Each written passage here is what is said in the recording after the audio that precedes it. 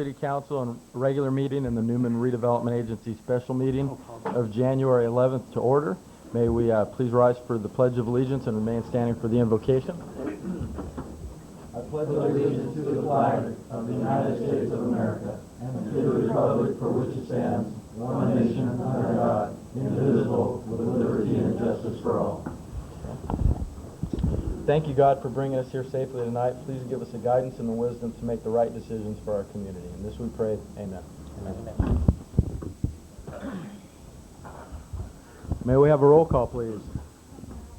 Present. Present. Present. Present. Present. Item number 5, these are communications from the staff. Are there any at this time? Okay.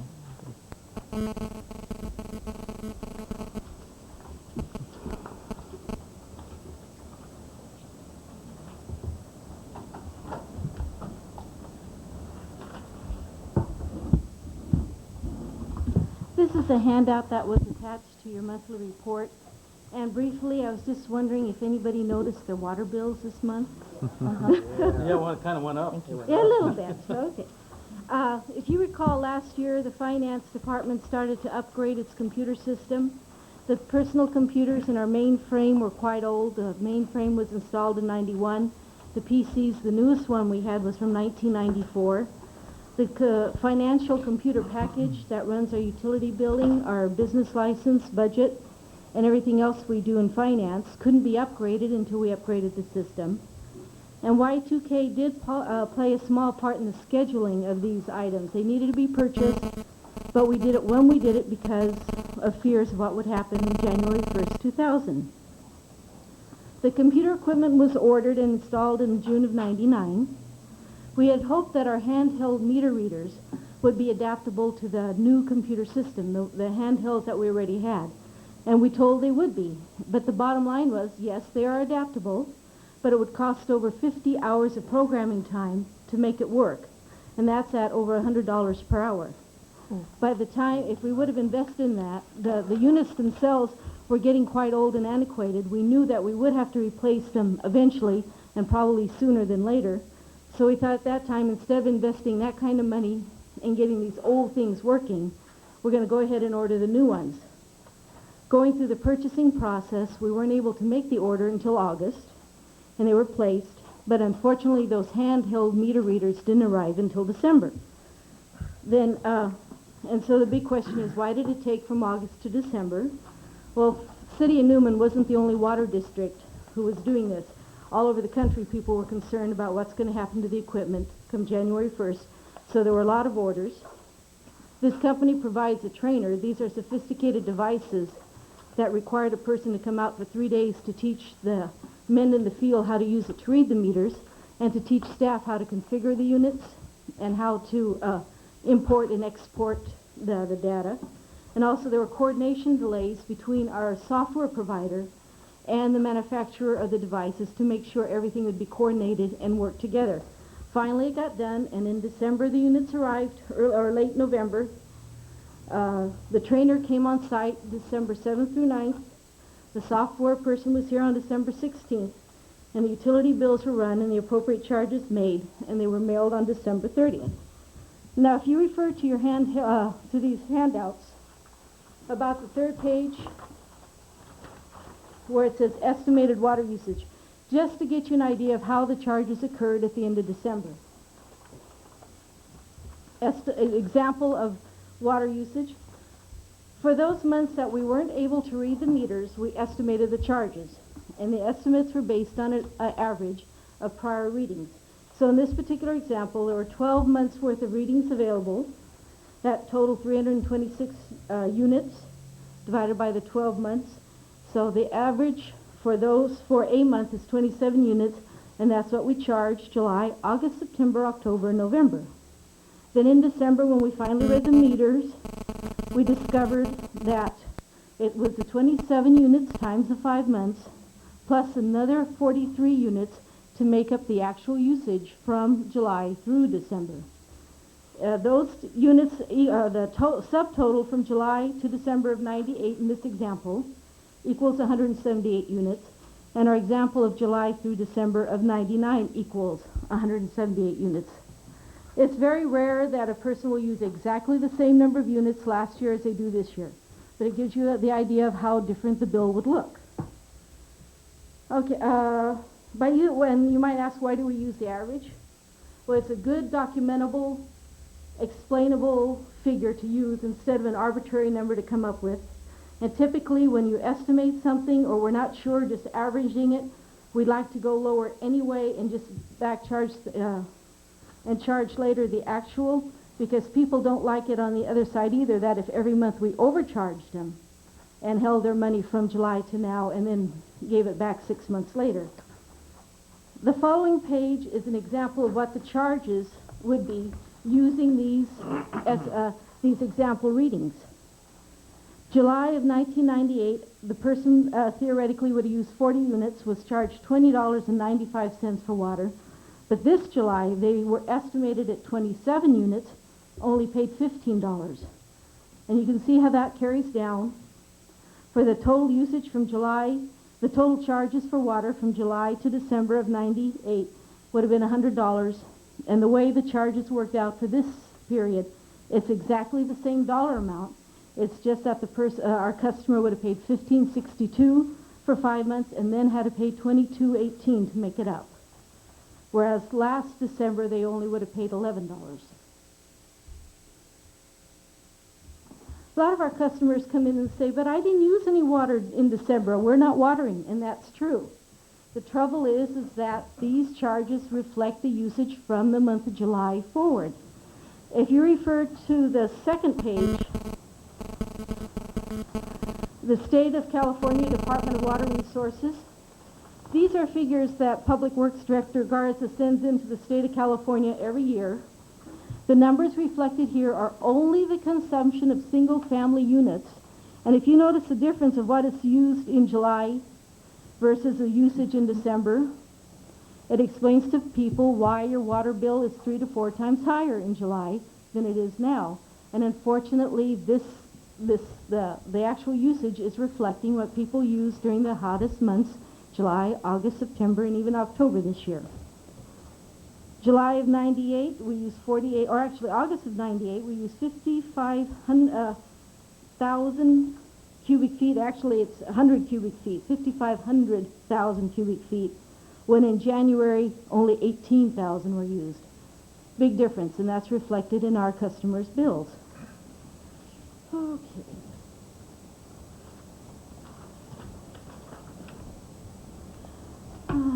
The bottom line is the dollar amount is not different. If you add up the 6 months, if they would have paid it as the actual charges occurred, or with these estimates with the final adjustment occurring in December, the dollar amount is the same.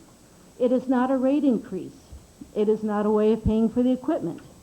The bills did have a notice on them in July, August, September, and October that the water usage was based on an estimate.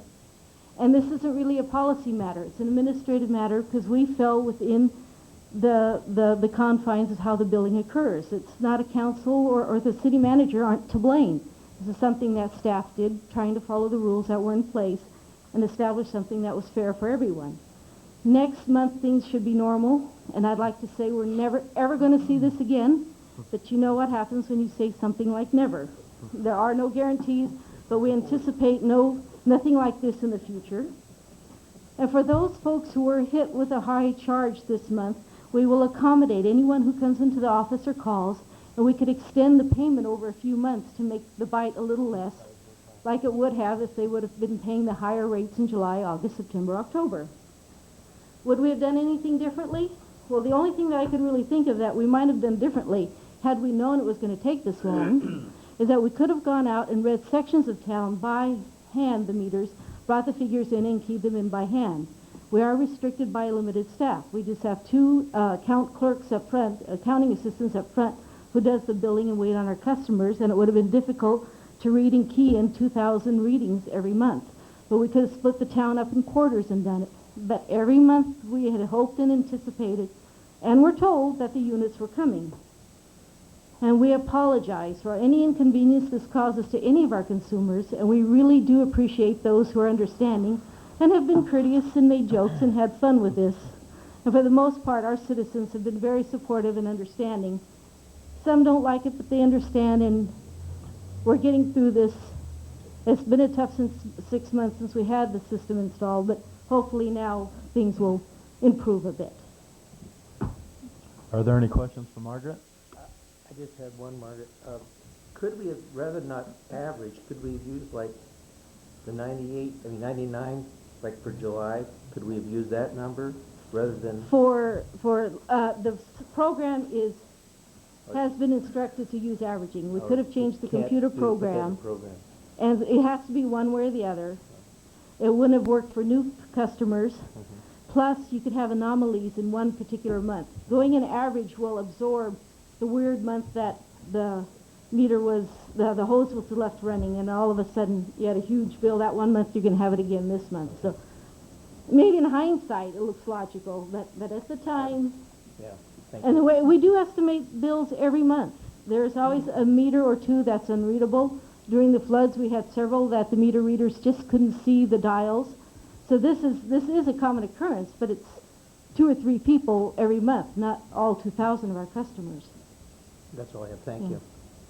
Margaret, I had just 2 people approach me and ask me about it, and said they had never, no one ever told them about it. And I said, well, it's on the bill every month over there on the right-hand side. And once that was explained, they were, it was fine. Right. Oh, I just didn't read that. But is it possible with our printer for those to print any messages we have on the side there, which we do often, in red possibly, rather than the blue like the rest of it is? Well, our printer is strictly the black and white. We just use that one ribbon. Yeah. We may in the near future need to upgrade the printer system, and that it'll require programming changes as well. It's possible, yes. Yeah, just a thought. Yeah. Thank you. We are restricted by the size of the bill, how much verbiage we can put on there, because the postcard rate is as cheap as we can go, and the post office requires so much open space. So it's something that if it stood out from the Right. rest of the printing on there. Margaret, do we know whether there were the same number of days in the 6-month billing period this year that there were in the 6-month billing period last year? It might have been off by a few days because the day that the meters are actually read vary depending on when weekends fall and crews. So that could account for why That could be a few days, give or take, but when you're talking about 6 months, a day or two starts becoming quite immaterial. Small amount. Yeah.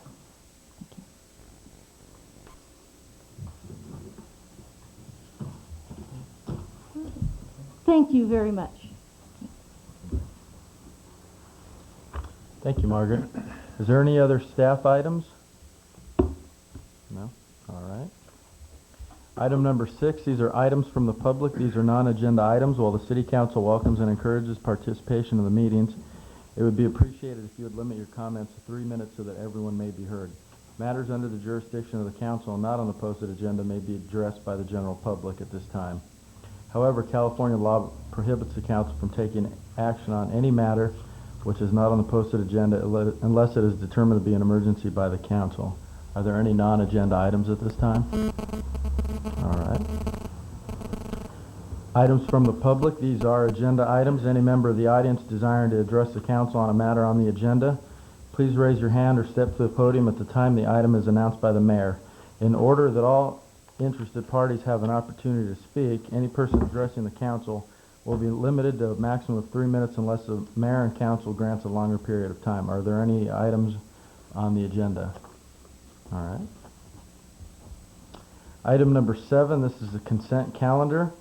Item A, this approval of warrants. Item B, approval of warrant 18030 to PG&E. Approval of minutes of the December 14th regular meeting. December 14th, 1999 regular meeting. Item D, the second reading and adoption of ordinance amending the general zoning ordinance and accompanying zoning maps of the City of Newman, being 97-17. E, a second reading and adoption of ordinance 99-24 of the Municipal Code, section 104-5. Adopt resolution 99 next to number, authorizing approval of statement of investment policy for the City of Newman. Authorize Item 7G, authorize the city manager to purchase one additional handheld meter reader from Datamatic and include the expenditure in the 99-2000 budget. Item H, to authorize payment of claim for automobile accident involving police vehicle, not to exceed $400. And those are the, that's the consent calendar. Are there I'd ask that we pull item 7B for separate consideration. any others? No. Can we have some direction on the consent calendar, please? I make a motion, we adopt the consent calendar. Second. We have a motion, a second. All those in favor state by saying aye. Aye. Opposed? Motion passes 5-0. This time we'll take 7B, this approval of warrant 18030 to PG&E. Can we have some direction on this? I so move for approval of warrant 18030 to PG&E. Second. We have a motion and a second. All those in favor state by saying aye. Aye. Opposed? Motion passes 4-0 with one non-participating. Item 8, these are public hearings. At this time, we have no public hearings. So we'll move to item 9. This is to adjourn to meet as the Newman Redevelopment Agency. May we have a roll call, please? Present. Present. Present. Present. Present. Item 9B, this is a resolution regarding receiving and accepting the Newman Redevelopment Agency audit for fiscal ending June 30th, 1999. Margaret?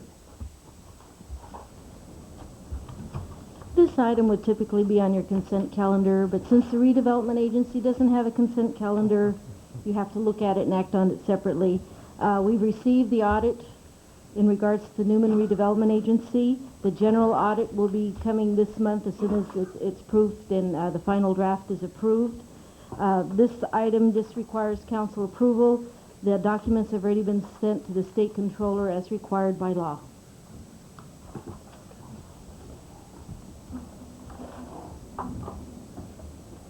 Are there any questions for Margaret?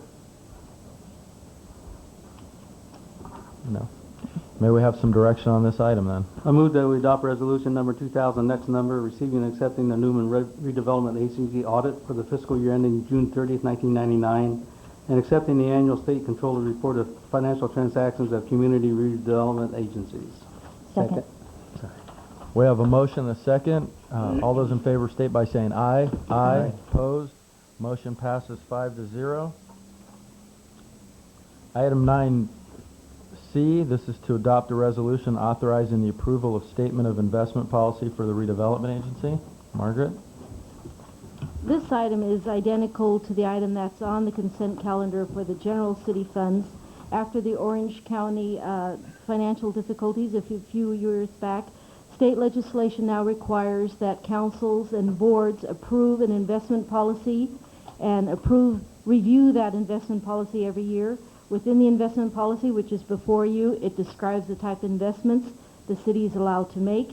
It imposes the prudent man rule, which says you don't spend anybody else's money any more frugally, any more daringly than you would spend your own.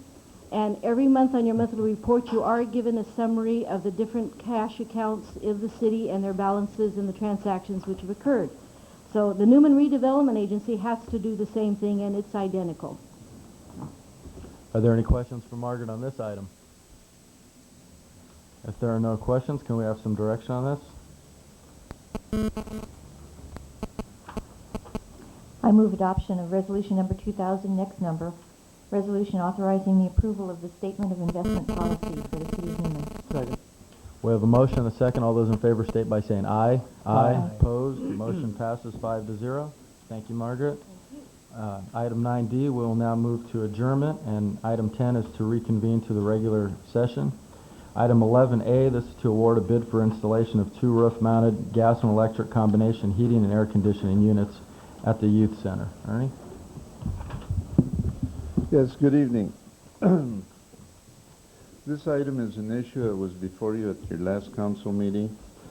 It has to do with 3 bid proposals that we received for an HVAC unit for the youth center.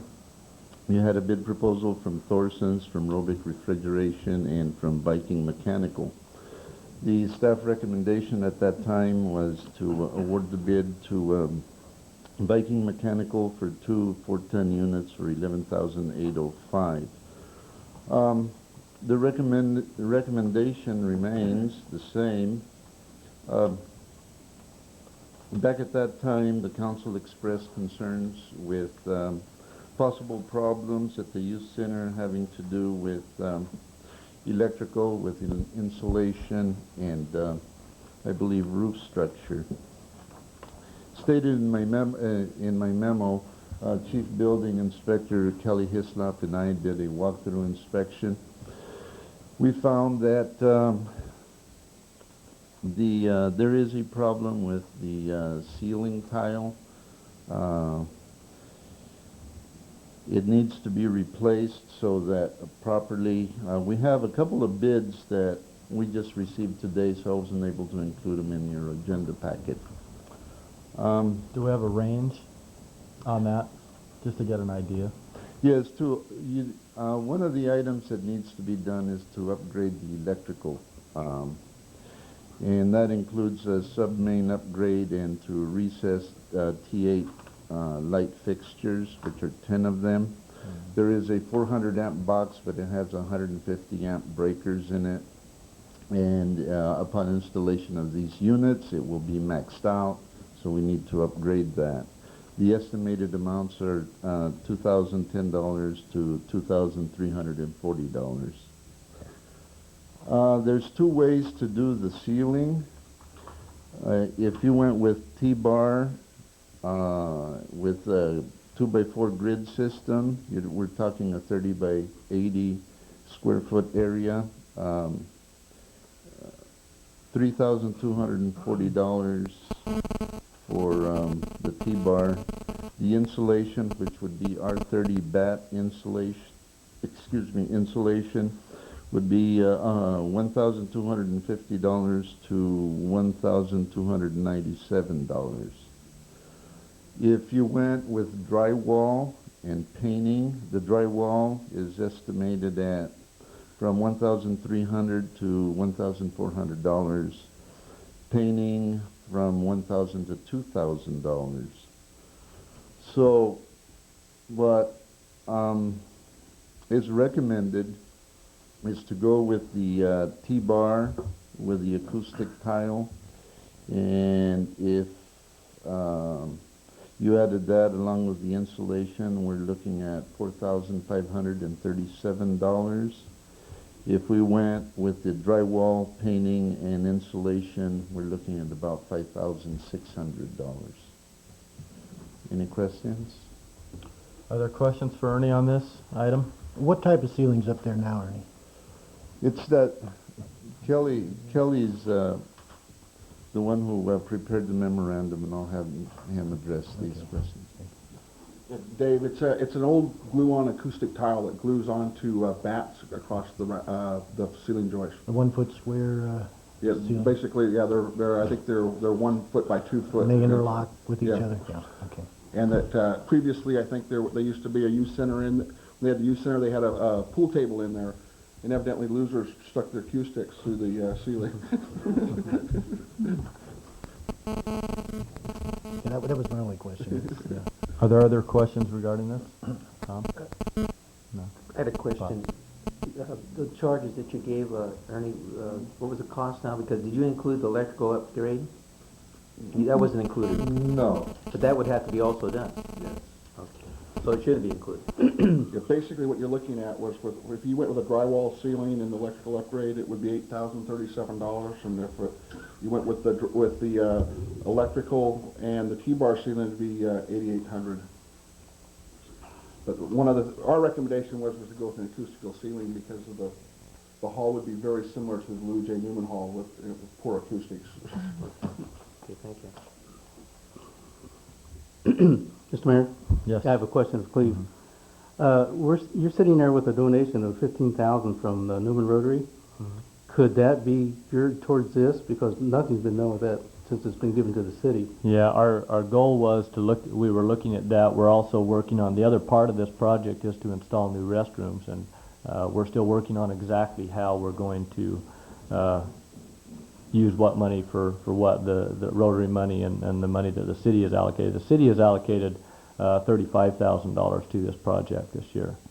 And it's a matter of making everything work and make it work for what the Rotary's money was some that they got from a donation.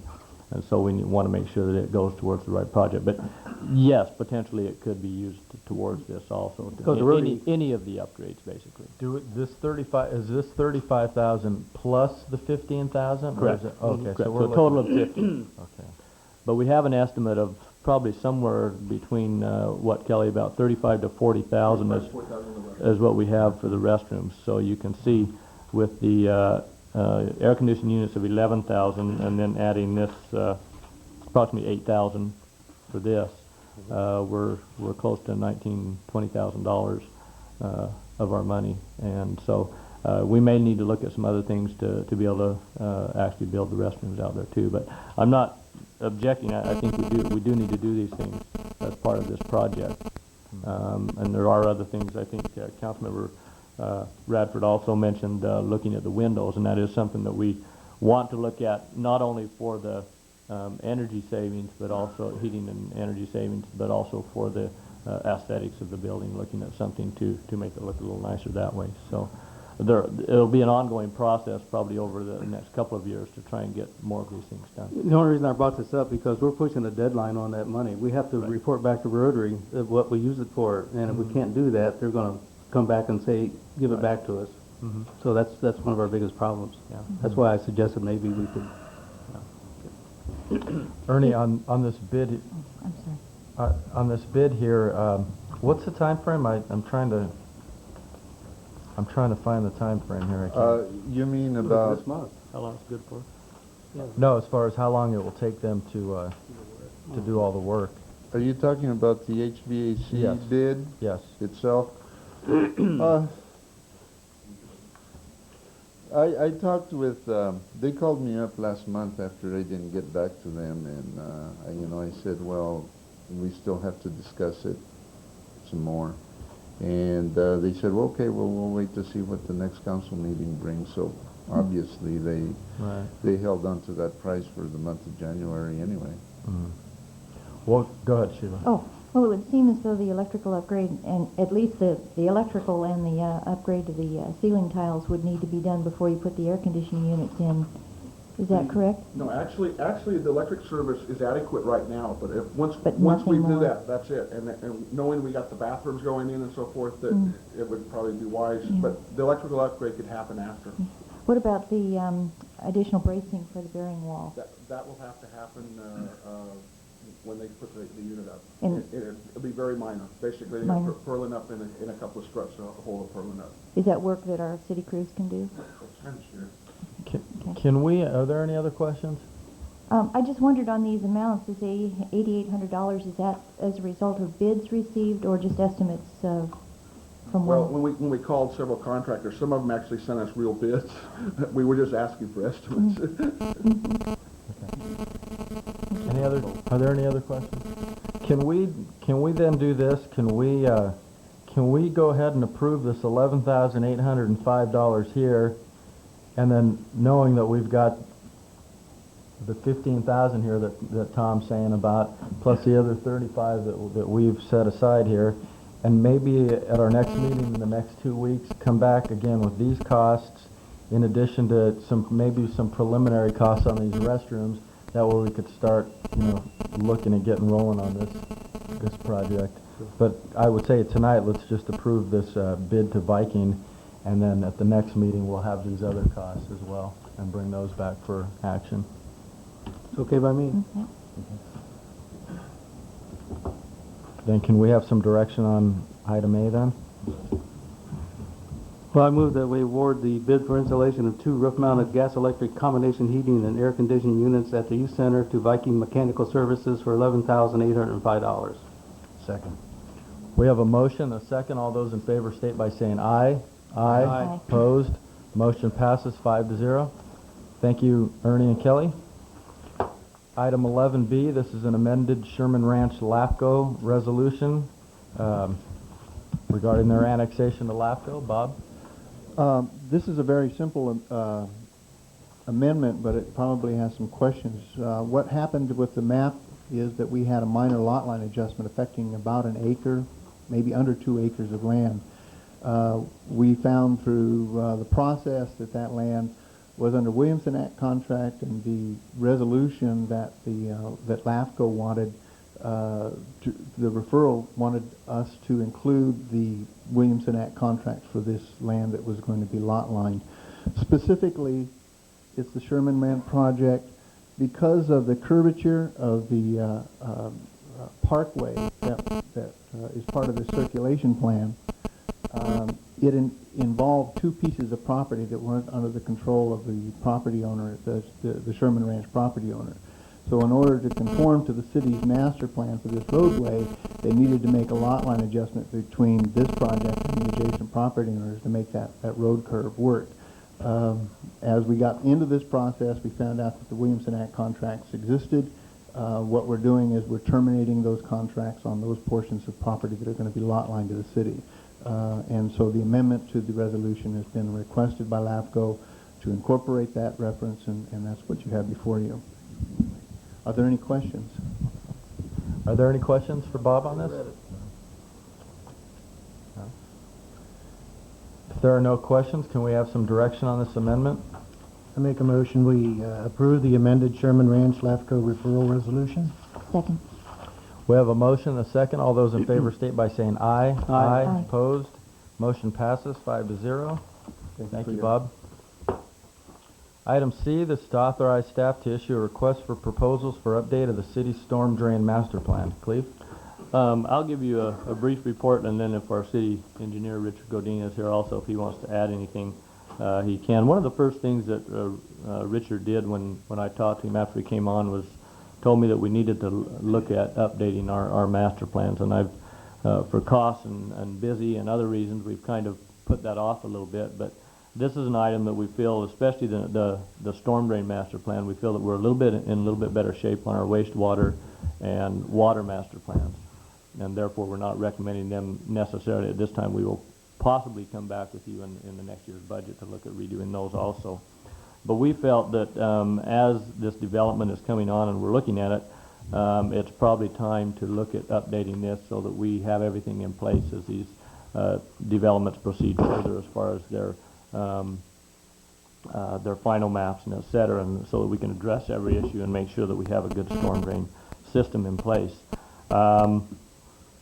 As I mentioned in my report, most of, in fact, all of the subdivisions maps that we recently approved have a condition of approval on those that they perform a storm drain study for their particular area, for their map that they have had approved. We have talked to one of those developers, actually a couple of those developers, and one at least has expressed interest in participating in this city-wide storm drain master plan, which we can do and satisfy the needs of their study. In other words, they would contribute to the cost of this storm drain master plan and therefore not have to do the study on their individual piece of property, their map that they have submitted. So I don't have the exact cost, and I don't have anything definite that they would participate in that, but it is our intention to approach them further and hopefully that they would participate. Otherwise, they would have to complete their own study, and so it makes sense for them to participate with the city, and it would be cheaper for them that way also. Plus, it will help us in getting this study done. As you can see from our engineer's estimate, we've estimated approximately $51,000 to complete this study. It's not a small thing, it's not cheap, but it will give us the information we need to ensure that when we install new storm drain lines, that we will get what we need out of it, and we ensure that we have a good system in place. As have attached here, our city engineer has written up a sample RFP, at least, or a scope of work. We do need to go back and complete the formal RFP for this process and then submit those, and then we can get going on the project. With that, Richard, if you have anything to add, otherwise we'll take questions from the council. Yeah, Richard will have a couple of comments.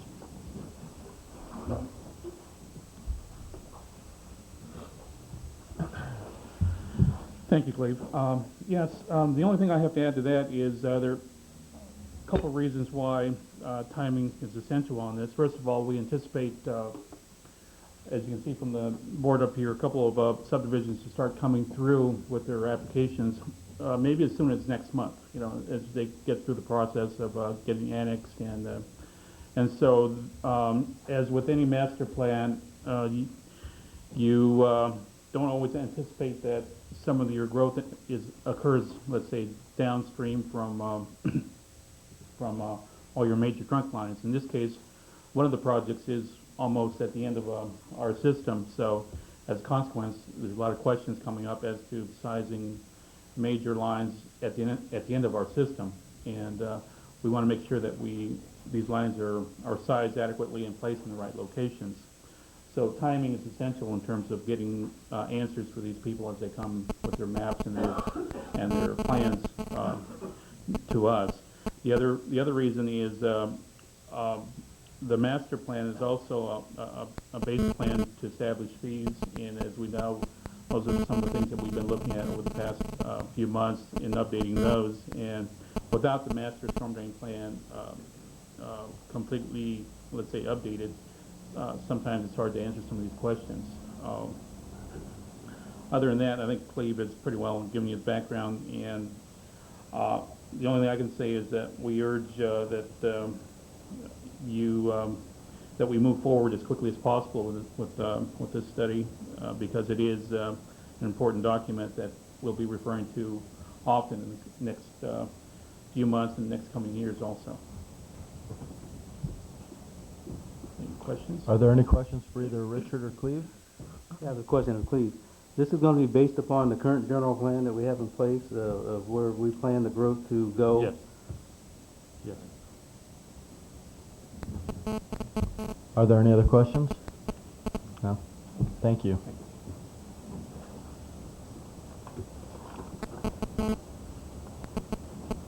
If there are no other questions for Cleve, can we have some direction on this item to advertise for RFPs for storm drain master plan update?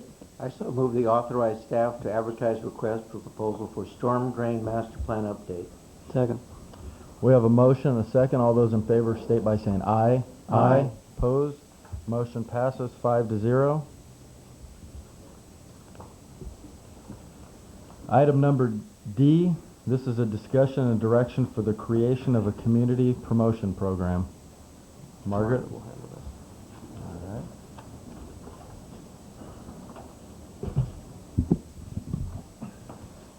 The last few months, council has been approached by various organizations and individuals for financial support of the activities they may be engaged in. And it kind of puts the council on the spot, having these occurred after the budget was approved and finding the funding for these. And a request was made that perhaps we should look into the creation of a community promotion program. So initially, the staff report summarizes what the community promotion account has been like traditionally, the type of costs that have been recently incurred, and some suggestions of what council may wish to do. Basically, in the past, this account was to support social service type activities. Usually these were activities that it wasn't a fundraiser, it was to give money to the senior citizens, the county-wide organization, to the Mayor's Committee on Disabilities, to the Senior Employment Program. We have an employee at the museum which is a participant of this program. The city does not fund the position, but occasionally does make contributions. And also it's an opportunity for the council to recognize organizations or events or outstanding individuals in our community with various plaques to recognize a service or a particular item that may have occurred. But in the recently, other activities have occurred which have spent a great deal more money. The Fall Festival is an example of one, and we even took it out of the community promotion account line item because it has become so large. This year we spent over $6,000 in direct costs. It was probably well over $10,000 when you count the indirect costs of city staff time during working hours and the other items that we do to support it, the use of the park, the memorial building, the West Side Theater. When the argument is used that these type of activities bring money into the city, there's a lot of good reasons to support it, but keep in mind, for sales tax purposes, something that has cost the city over $10,000 would have to have an event that brings in over $1 million extra in sales tax to actually get penny for penny. So there are good reasons to do it, but this isn't one of them. The MDA Fun Run cost the city over $3,000 in direct costs, probably well over a couple more than, $1,300 in direct costs, probably up to $3,000 in direct and indirect costs. Our community promotion, which are just the small items that have occurred this year, have already exceeded $720. Last year, for the entire year, we spent $580. Council needs to decide exactly what criteria you would like to use and to award money, and secondly, where the money is coming from. Social service activities such as contributions to the senior aid program, that sort of thing. It's not a material, substantial amount. That may want to be limited out of the community promotion traditional line item that comes out of your budget, out of general fund. Larger items that really benefit the community as a whole, and especially our downtown business organizations and merchants downtown, by stimulating the activity downtown, may want to be funded through the business license surcharge. It isn't a problem that these individuals come to you each time and you judge the request on a case-by-case basis, but it does kind of put you in a difficult position judging who is more worthy than the other, especially at a point when you just heard the item before saying, we're getting short on money and you cannot spend any more general fund money on these discretionary items. So actually staff is just looking for direction. How do you want to proceed with this? And how large do you want it to become, or what direction do you wish staff to take? Are there any questions for Margaret on this item? I know this is something that we had asked her to bring back. Margaret, I think we ought to look at all of the groups, like the Fund Run, if that's going to be again this year, and the Fall Festival, all these things that happen every year, and put those together and say, all right, these are mainly benefiting the outside possibly Fall Festival, or benefiting the downtown merchants. So they have, I believe you had $7,000 in here is the approximately annual revenue for the That's business. correct. License surcharge And fund. I believe we should determine an amount that would come out of there and be divided equally or as needed among these groups, so that we have that right there, and we say, okay, Yep. you have $6,000 to $5,000, whatever, and that's it. That's all we have. And you get your requests in early. We're going to divide this up, and then that's it. But you can't come back to us a month beforehand and say we need this for insurance or that. So they know where we stand anyway. Yes.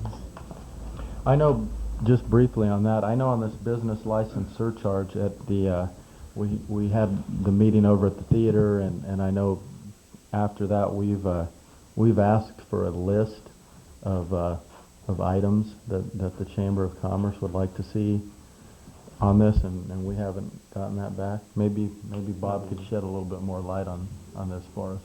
Bob? Thank you. Bob Naboa, 940 Fresno Street, Naboa Jewelers. Obviously, I have some vested interest in this, in that I am paying that license fee.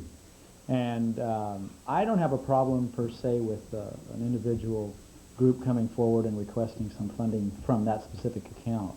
However, I would like to see the council consider a percentage of that account, rather than if they got 5,000 last year, they get 5,000 this year or the next year, which is, I believe, what you suggested.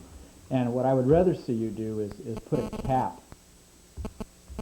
for these types of functions. There are other things that I would find far more attractive as a promotional tool than helping organizations which, in my opinion, really ought to be self-sufficient, because I will tell you, from my point of view alone, not everybody, and certainly not a majority, of the merchants benefit from these functions.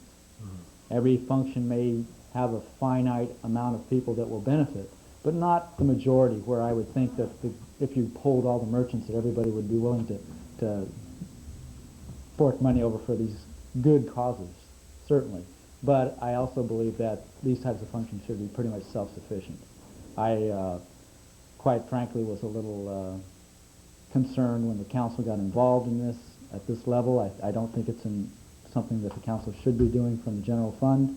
We have that fund. I'm not entirely in favor of tapping into it, but if you're going to do that, then I request that you put a finite percentage amount not to be expended each year.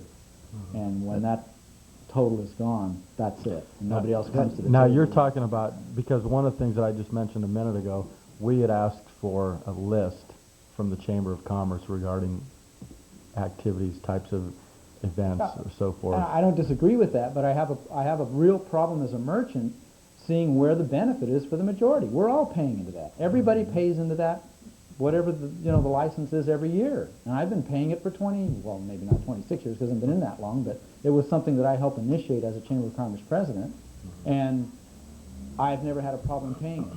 But I do have a problem with the way it's being considered The an events, expense. or the monies coming out of that fund, particular fund, would be the events that are primarily beneficial to the merchants. And there are some, like the fund run, I think. But it and- doesn't, the majority of the merchants don't see benefit. I'm sorry. You can go down and poll everybody, and the people that see benefit are a Well, minority. primarily the restaurants and things like Right, that. and there are a whole lot more of us than just restaurants That's and right, bars. that's true. You know, there's probably, 10 maybe total that really see any kind of benefit at all, and the majority of them, if you went down and talked to them, would tell you that, yeah, it was okay, but it wasn't great. And so then if you start asking them, okay, now we're going to start spending this money that is supposed to be earmarked for beautification and the lightings and whatever else you deem appropriate as a council, personally, I'm going to say, let's find a number that we can all agree upon, and in my opinion, it ought to be pretty small. Right. And I think that's all. I think Margaret pointed out pretty well in her deal here that, like, for the 10,000 for the Newman Fall Festival, we'd have to have $1 million in sales in the city to make up for what we gave, to the festival. That's right. And Well, I don't think we have that $1 million in We sales. gave entirely too much, I think, last Oh, yeah. year. But that's why I say if we come up with a figure and we know that everything is going to come out of there, and say that's it. So, someone that wanted $5,000 last year gets $500 this year or whatever. It's something that we can live with. Well, I'd like to ask the mayor, did we get a list from the chamber outlining We haven't anything? gotten it. So, I mean, And there are really two different issues here. There's the one here, this community promotion fund, and then there's the separate business license surcharge fund. well, I think Margaret had a nail on that, make the community service fund $500 and then do what Bob said, we'll go with a percentage on the merchants fund. But we need to know how much is in that You have merchants to have a fund. percentage on the community fund, How too. much do we currently have in the entire? Well, the community fund doesn't come out of No, the merchants No, fund. I know No, that. the business license surcharge fund. What is there currently, the balance in there, isn't it? I could, I believe it's around $30,000, Yeah. isn't it, Margaret? Somewhere in that neighborhood. She can get you exact amount. just, I have it. Okay. 98.99. The fund balance is $29,500 as of July 1st. The annual revenue is about $7,000. And that business license surcharge fund is paid by every business license holder, Right. not just the downtown. So that's, Yeah, 300. Well, yeah, on that, 300 to 400. since we're talking about the business license surcharge, let's go ahead and talk about that. I would personally say, we've been to these meetings, these last couple meetings that we've had at the theater and so forth, and the thing that we had asked for was a list from the Chamber of Commerce regarding, items that they felt, that they deemed worthy, for consideration. And, since they're the ones that pay into it, I would certainly feel very comfortable with asking them what things they would like to see it spent on, and as to how much of it they would like to see of their money that they pay spent. Why don't we every year. request a representative of the chamber to come to the next meeting with a list and... I concur. But council, remember, that is your funding because right, most right. of the money comes from non-chamber And we members. understand that, and you know, one of the things we have tried to do, and like I've said, even at this last meeting that we had at the theater over here, you know, we want to know what projects they would like to see, what they, as a Chamber of Commerce, you know, since all the business owners pay into it, what they feel that this money is worthy for. And, you know, there will be a number of opinions. You know, there will be, you know, Bob has his opinion. There will be, I'm sure, other opinions. And, you know, and ultimately they will decide, you know, what they feel is appropriate to spend annually and what they feel are worthy projects for this money that they pay in. And then it's, you know, their job to come to us and say these are what we feel are appropriate, and then we'll go from there.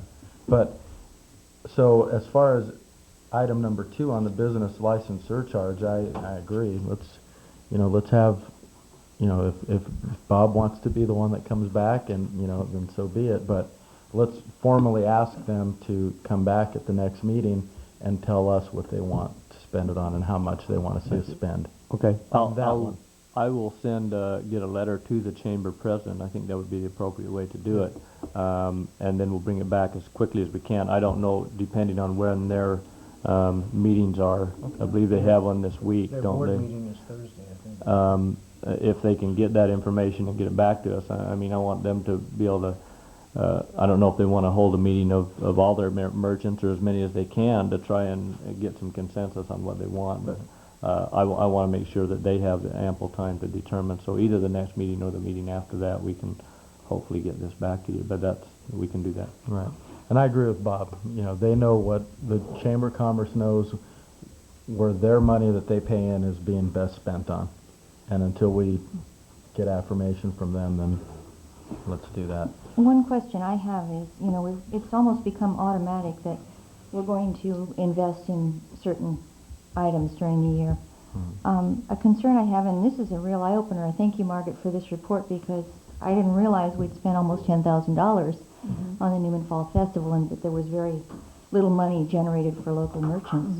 But one of the things I've been troubled about is that we read about the number of people coming into town, but are we given assurances that after the books are closed, someone has properly audited all of these events to assure that there has been no profit, that we are investing wisely in a nonprofit and something that will be of benefit to the future? In these items, there has not been. The council started taking that stricter approach with the West Side Theater. They're accountable. The baseball organization is accountable. The Newman Historical Society. These folks, it's required in their lease and their agreements with the city that they are accountable, and we receive their financial records and they're looked at. These that are one-shot items, it's never been a criteria or a requirement of the funding for, it's not a long-term relationship like an organization is to the city, like the theater group.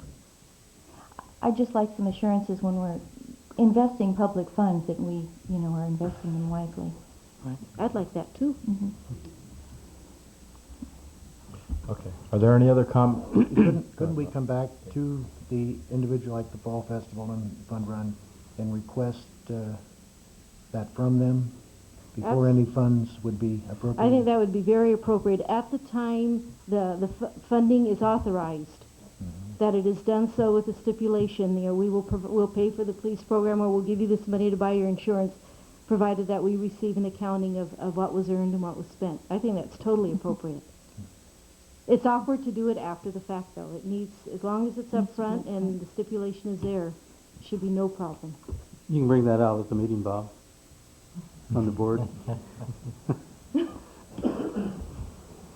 Okay, so at this point, we'll continue item number 2 of that one, and then so we'll go back to the Community Promotion Fund. Are there any questions or comments on that one? It's $500 right now, theoretically, right? That's correct. Yes. Well, let's do the same thing with that. Leave it at the $500 and just make sure it's divided up. But, you know, people have to say ahead of time, we need this, and see what that comes to. And if it's over $500, well, they get proportionally less. So we've spent $720 through December 31st. That's correct? There will be a request for mid-year budget review. Okay. I agree with, Adjustment. For the 220. For the 220 over. Okay. Right. Okay. I agree with Margaret's report and with David's comments.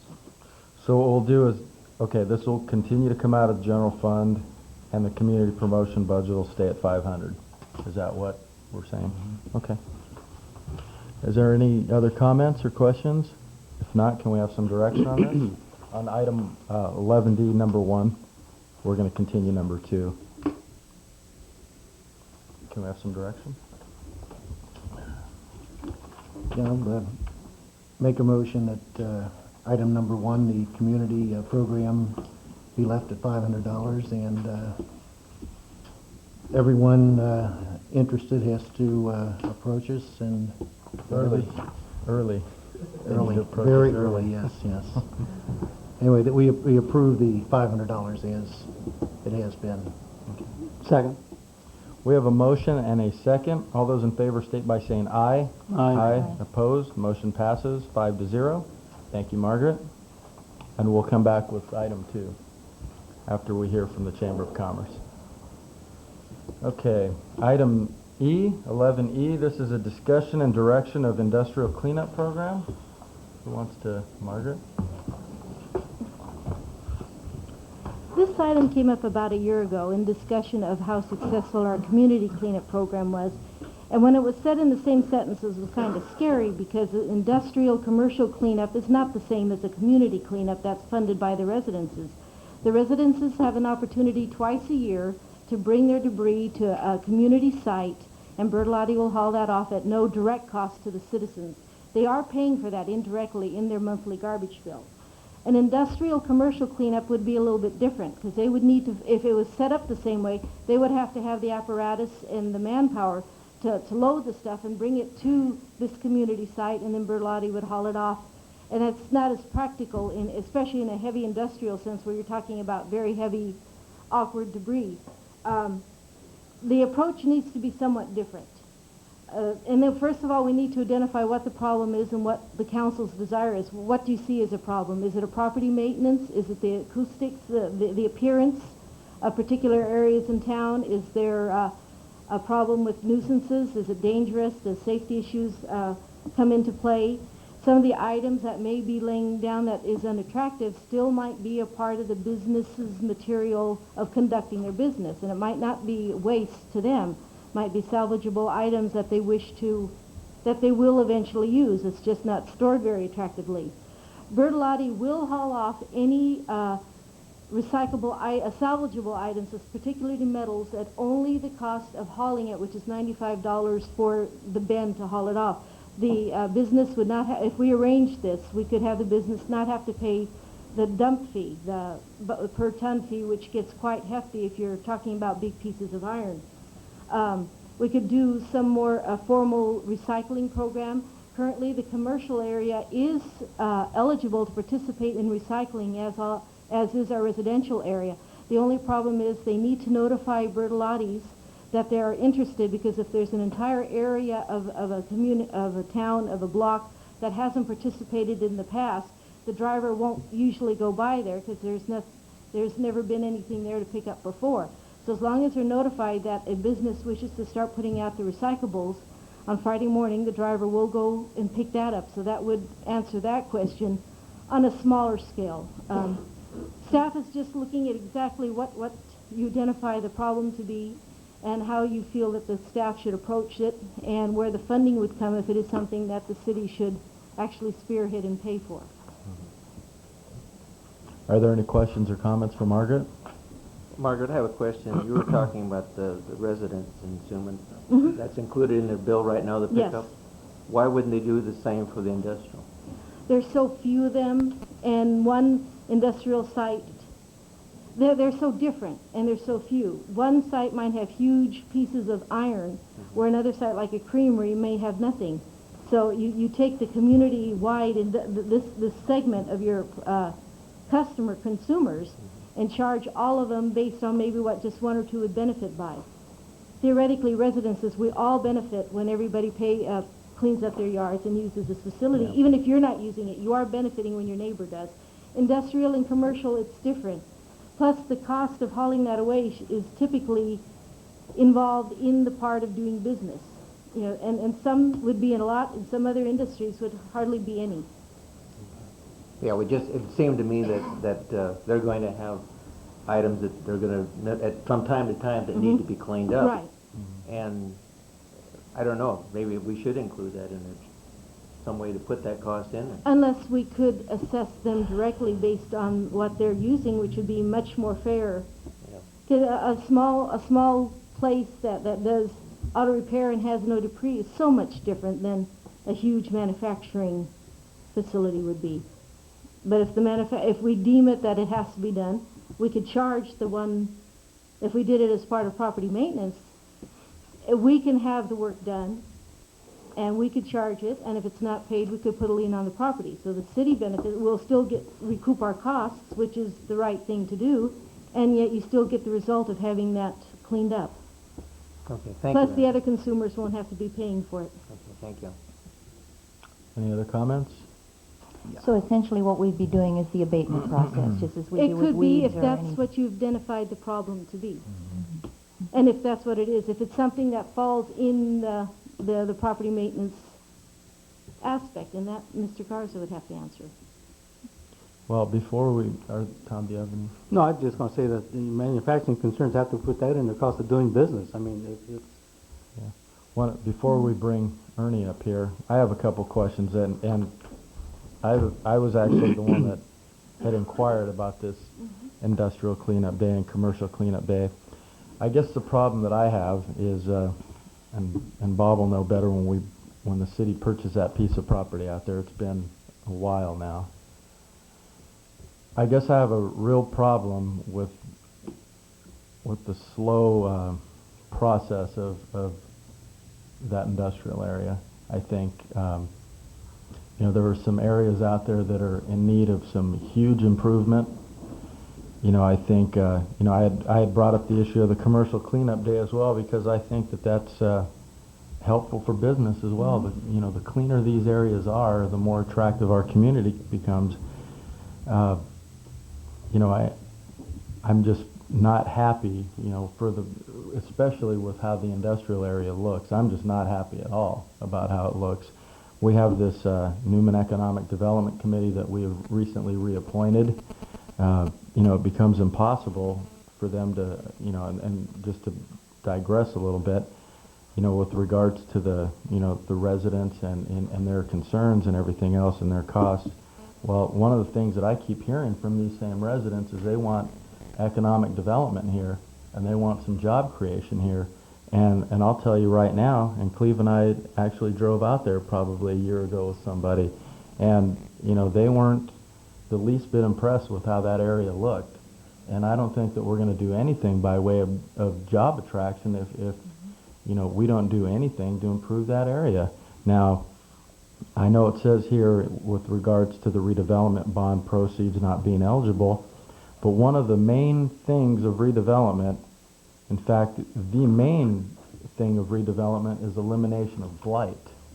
And, I don't think that there is anybody that'll go out there and look at some of the areas of that industrial area and say there isn't blight conditions out there. There is. And, at some point, I think, the city or the redevelopment agency, whoever, I'll give an example. I remember 8 years ago almost when I got on the council, there was, one of the businesses out there had a problem with regards to perlite cleanup and so forth. And, at this point in time now that it's been cleaned up, there are 2 businesses out there. And I just think that at some point the city needs to take the lead on this thing. We need to, take the bull by the horns here. I personally think we're wasting the Newman Economic Development Committee's time if we don't get it area out there, if we don't start to look at how we're going to split up those parcels and get them set up to small, medium, and large-sized parcels for potential businesses. But I think the first step is to get that area cleaned up, and it hasn't happened. And as far as I'm concerned, with a few exceptions, it doesn't look any better than it did when we bought that. and I just want to see us do something with cleaning up that area to make it more Why attractive. can't you do just like if we do the residents? You find a trashy yard, you issue an abatement order. If they don't clean it up, the city cleans it up or has it cleaned up and bills them for it. Do the same thing with the industrial people. Well, that's fine. I just, and I'm glad that it has come back to us because this is, that's why there are options here. And, I wanted to give my 2 cents as to why I thought it was worthy to bring this back for discussion. And, that's why there are options. And I'll be happy to, to hear different opinions from the council on what they feel we should do next. We have everything in place. It's just a matter of enforcing it, isn't it? All right. Yes. At this time, you could come up, Ernie.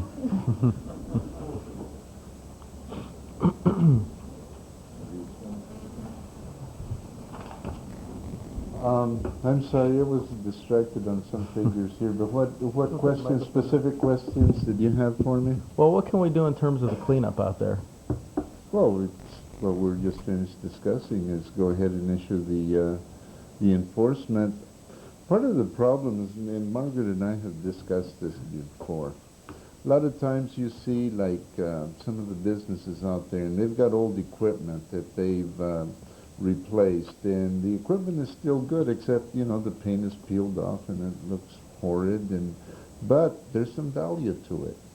So we find it rather difficult to go over and say, hey, if you don't get this thing out of here, we're going to come and haul it away. But if that's the council's desire, It isn't a matter of getting rid of things. If it's something they think they can use, there are ways to, put fence around it or something to make it look decent. Do some landscaping.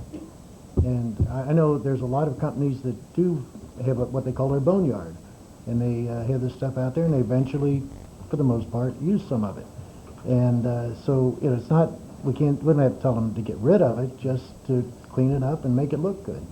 yeah, just give some type of organization And to it. if they can't clean it up, then we'll have it cleaned up and we'll put a nice little fence around it and bill them for it, all that stuff.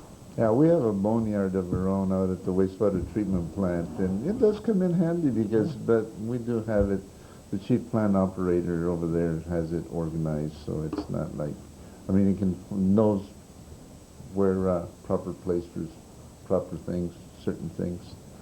Yeah, we could follow up with that, write them a letter saying, gee, we need to give some kind of order to things that you value and clean up the grass and debris and, But we've done that already, haven't we? But the key is to come back and send them a letter and then come back at them if they don't do it within a reasonable time. Just keep after them. Sure thing. I personally haven't issued any code enforcement citations or letters to the industrial people other than the ones that, like the Pearl Light Place and other areas that were really, really bad. There was one over on Stanislaus and M Street that needed a lot of cleanup, and we did follow through on that one. But the other ones were kind of iffy, so. I guess because going back at the last meeting, we just adopted our 5-year implementation plan for our redevelopment agency, and we had specifically said that we were going to look at putting in $1 million in terms of economic development. And, I just don't think anything will happen. And again, I go back to what I said with regards to this Newman Economic Development Committee. I think there will come a point in time if it's not their job to make sure the infrastructure and everything else is in place, but I'm afraid what's going to happen is that they will become discouraged because, the area where there will be economic development isn't suitable for the most part to promote it. And, I think we need to take the lead on this thing, and I suppose we could start with another set of letters. I know we've been down that road, but I don't think we could drop this thing. Yeah, I think we've got the message of the direction the council wants, and what we will do, we have sent letters, as you mentioned, on a voluntary basis, not from a code enforcement aspect, but more on a voluntary basis, and for the most part, those have not really made a lot of progress. And so what I see is that what the council is saying, that they want us to step up the efforts in that area and to increase our efforts in code enforcement and bringing up the property maintenance issue on those properties that have a problem down there. And so we can do that. We can proceed to do that, and we'll bring back our progress to you and let us know what we can accomplish. Thank you. Briefly, with regards to this commercial cleanup issue, I guess just to maybe go back, one of the things that we had talked about before with, I think it was Councilmember Reed that had mentioned it with regards to the graffiti and such on the dumpsters in the alleys, and it still seems like we keep hearing from Bertolotti, but it still seems like there's. Well, he did replace basically most of the dumpsters in there, and it looks much better. But I still think that in conjunction with our alley improvement that we're going to do, that we can put some type of recycling device in there that'll be handy for most of the merchants in downtown anyway. Mm-hmm. At some point, the setup that they have over there behind Texaco where they're enclosed like that, that's a pretty good setup that they have back there. Yeah, that would be our intention once we get to and do the alley project, and look at putting enclosures for all of the dumpsters that are in the alleys. Right, okay. Okay, so we'll move forward on that as far as the industrial cleanup. Just as a side note on that, we will get going on that project this summer, right? For the last railroad crossing, and we're gonna Inyo. We're gonna curb all the way down to F&A. Is that the plan? And widen that road? Yeah, we'll go from Highway 33 all the way to the city limits, which is just past F&A Dairy. And we'll curb that all the way down as well, right? Yes. Okay. Okay. All right. Thank you very much, Margaret and Ernie, on that. You have the direction on that. You don't need to take Yeah, I don't formal think we action need on it. any more action on that. Charles? Yes. One other thing I'd like to mention on this is that Margaret has put on here the dates for the cleanup, April 5th through April 10th, and October 11th through October 16th, which probably no one will remember, but it will be on your water bills on that little side over there. So, Which? No, Nobody reads. Right? April 3rd to the 8th and October 9th to the 14th. You're looking at the letter from last year. What are the correct dates on I'm this, sorry. Margaret? Is it October- the April? April 3rd to the 8th. Yeah, October the 3rd 9th to the 8th and October 9th to the 14th. Okay. And the last 2 days of the week is also the Stanislaus County Household Hazardous Waste Pickup. You can take your old batteries, paint, any household hazardous waste to the yard at the same time, and there's a separate trailer that picks up that. In regards to small businesses, the Stanislaus County Environmental Department also has a small business hazardous waste pickup that you can get special permits to be able to carry toxic waste from manufacturing, dry cleaning, or oil places and stuff to the site, which normally small businesses don't have. If you contact Stanislaus County on that, the Environmental Resource Department, it could save a small business a lot of money if they wish to do that. Don't they have to take them over to Modesto? Yes. Yep. Yeah. But in the past, they weren't even allowed to haul it. Okay. All right. Thank you, Margaret. Item number F, this is a review issue of garden shed located at 1273 Duck Blind Circle in violation of City Zoning Code Section 5-23-3. Please. I'm going to start off on this, and there's others that may have other things to add to it. You have a lot of information, I think, that we've compiled on this report. I'm not going to spend a lot of time actually reading through the report. Hopefully all of you have had a chance to review it. I also want to give Mr. Weller, who is here, and any others who may be here to respond to this, the opportunity to speak to it. As we reviewed this and looked at this, our feeling was, as we looked at it, is that there was possibly some misunderstandings as the information was relayed to the owners as far as where the building could be and where the certain regulations as far as installing it. That's unfortunate. We also felt that possibly some of the information was, as it was not on the part of Mr. Weller or the others who were out there trying to build these sheds. Mr. If I'm pronouncing this right, Mr. Amaya, is that the correct way to pronounce it? Yeah, thank you. That if they could have gone back and made sure that the information was correct, that perhaps this information could have been cleared up. Some of the information that they have given us is not completely clear as to where they got the information from, and there were some questions as to who exactly they did talk to. Besides all that, the bottom line that we came down to as we reviewed this is that there was a real concern on the part of the city is if we allow these buildings to stay in place in violation of not only our city code but the Uniform Building Code, which has standards set in place to ensure safety standards for things such as fires, etc., that if one building starts on fire, it does not spread to another building. If we allow that to stay in place when we know that it is in violation of these standards, it is possibly placing liability upon the city if a fire would occur in any of these buildings. That is one of the biggest concerns that we have with allowing this.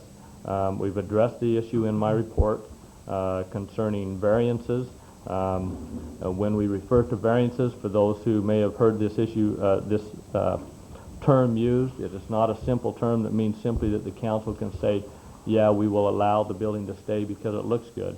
I will be the first to say that I have driven by Mr. Weller's home and looked at his building that he built out there.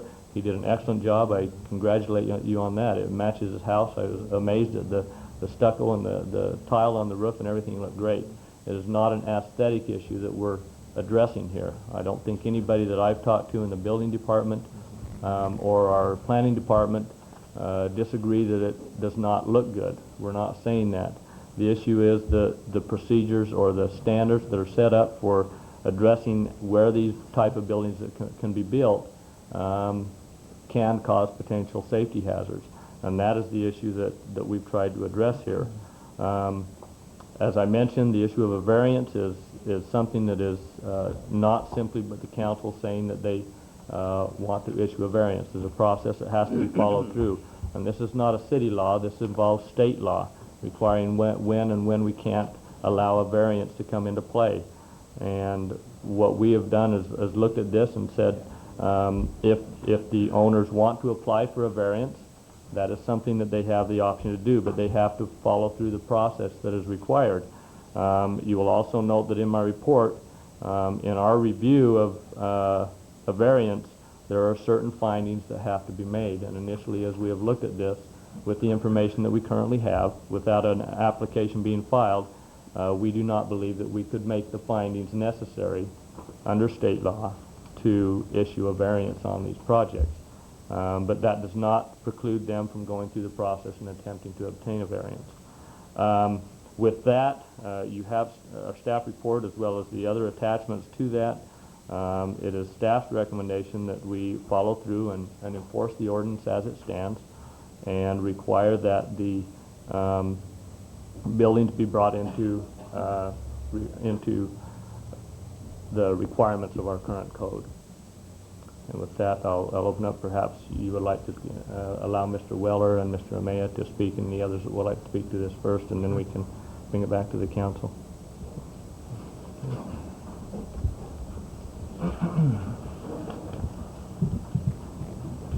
Good evening, City Council, Mr. Mayor. My name is Mark Weller, 1273 Duck Line Circle.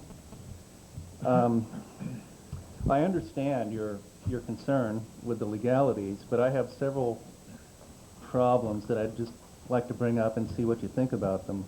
There's some misinformation here, granted, but a lot of it is information you have that's incorrect, and I think maybe we can, add a few more facts to the picture that you have. Let me pull it out of here. This is the package of information that you sent me with all the attachments and whatnot. The top page, I assume you all have the same package. Everybody's got this? Okay. The top page is a letter from the city manager, which I don't think has anything that I need to look at immediately. The second page is the letter that I wrote to the city manager, and the third page, attachment number 2, is the one I want to start with. This appears to be a letter to the city of Newman from Ronald Stevens, apparently the code enforcement officer. I've never met him, but there's some mistaken information in this letter.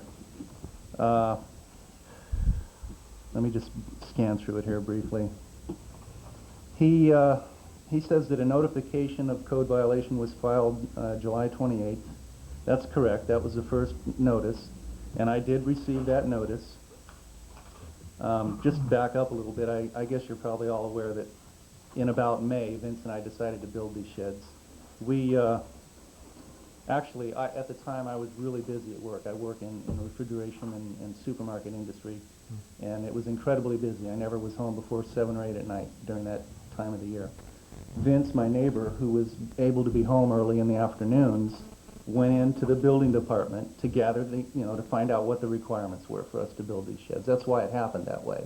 It wasn't that I was ignoring the responsibility, which is kind of the tone of this letter, or that I was just trying to sidestep the law, which is also a statement that the gentleman made in his letter here. It was because I wasn't available to do that during business hours. So Vince went down and talked with this gentleman right here. You talked with Tom? Okay. You talked with Tom, and Tom told him basically, he didn't give him this copy that you have here that shows the requirements. All he told him was, and Vince can come up and verify this, basically that the building had to be either 5 feet from the house, the building meaning the shed, or 5 feet from the property line. He didn't say it had to be both. And he didn't say the correct number of 6 feet from the house. He also didn't tell us that it had to be in the back half of the lot. So based on that information, the fact that we had been told by the building department that it had to be 5 feet from the house, basically. That's what I planned and started building my shed on, was on that information. The shed is 5.5 feet from the house, just to let you know. It's 10.5 feet tall, so it's under the 12 feet rule. It's 96 square feet, so it doesn't require a permit. It's less than 120 square feet. And you're welcome to come out and measure it if you'd like. I'll allow you on my property without letting my dog loose. But anyway, it meets those requirements. But we started building the shed based on what we were told. It was incorrect information, but I have to say that we didn't interpret it incorrectly. It was given to us incorrectly. So based on that, I started building the shed, and I framed it and had it sided. I had spent maybe $500 at the time that this first letter of violation was written, and that's including the cement that was poured to build the shed on. So at that point, when I received the letter, when I got home from work, I called Mr. Stevens on his cell phone. Now, he apparently doesn't remember this, but I talked to him for some time, and my phone records will verify that if necessary. He basically told me that there was these other requirements, and we went through them as listed on the paper here. And he said that, I would either have to tear the shed down or move it, and there was nothing I could do, that he seriously doubted a variance could be issued.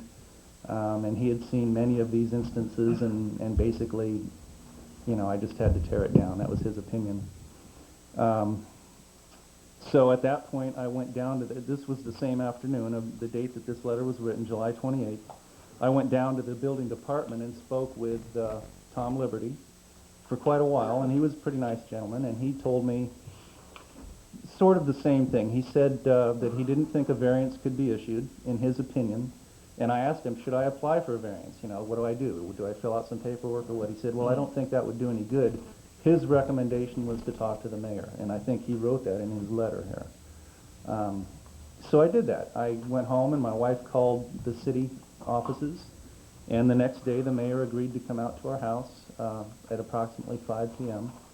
and talk to us about the problem. So he came out the next day, which would have been the 29th, and looked at our property and Vince's property, which is right next door to me. He looked at the shed, what portion of it was built already, and he looked at the letter that Mr. Stevens had written. And his opinion, it stated to Vince and myself and my wife, was that he had no problem with the shed, and I had explained to him that I was going to stucco it and tile it and make it look nice. He said he saw no problem with that, and he would see what he could do about it. So the very next day, he called me back at home at about 5 p.m. and stated over the phone to me that that he had had it all taken care of, and that I should go ahead and build my shed. And he also stated that I should tell Vince to go ahead and build his. That he would do one of two things. Basically, his statement was that he would either talk to the council and have these rules changed and grandfather our sheds in, or he would have a variance issued. And this is for both of us, so that we could build the sheds. Based on that information from the mayor, I went ahead and completed the shed. So now at this point, I've got over $1,000 into the project, and that's not counting my personal labor, which is another 40 or 50 hours worth of time, and I get paid quite a bit, so it's a lot of money. But so I've got a lot of money into the project, and I did it on good faith. I was, believing that everything had been taken care of, and that I had been told that I didn't need to fill out any paperwork. Don't worry about it, it's taken care of. Coming from the mayor of Newman, that seemed like a pretty positive statement, and that, that it was true, and that I should go ahead and build the shed. And I'm not trying to point fingers or name names or anything. I'm just telling the facts as they happened. So now there's a second letter here. I forget what attachment it is. Mr. Stevens issued a second statement, or a second letter of violation. Attachment, well, it's not labeled. Attachment 6 is a copy of the first one, it looks like, and he signed that one, and that's the one I received on July 28th. The second letter is not dated, it's not signed, and I never received it. Yeah, either did my wife. We didn't receive this. We did, however, receive a red tag on our door, on our front door, and the red tag was put on our door on, just a second and I'll get it here, November 12th of 1999. This is the red tag right here, and it's dated and it's signed by, I guess that's Mr. Stevens. And there's a note on it. It's marked obtain permit or planning variance for shed. So that's all we received the second time. His statement in his letter that I never contacted him regarding the violations is incorrect. I did talk to him on the phone in July for some period of time. The second one, no, I didn't talk to him because I didn't receive the letter. I had no idea that there was a second letter. I was assuming that everything had been taken care of because I hadn't heard anything else from anybody since I had talked with the mayor and he had told us to go ahead and build it. So I just wanted to clear those points up.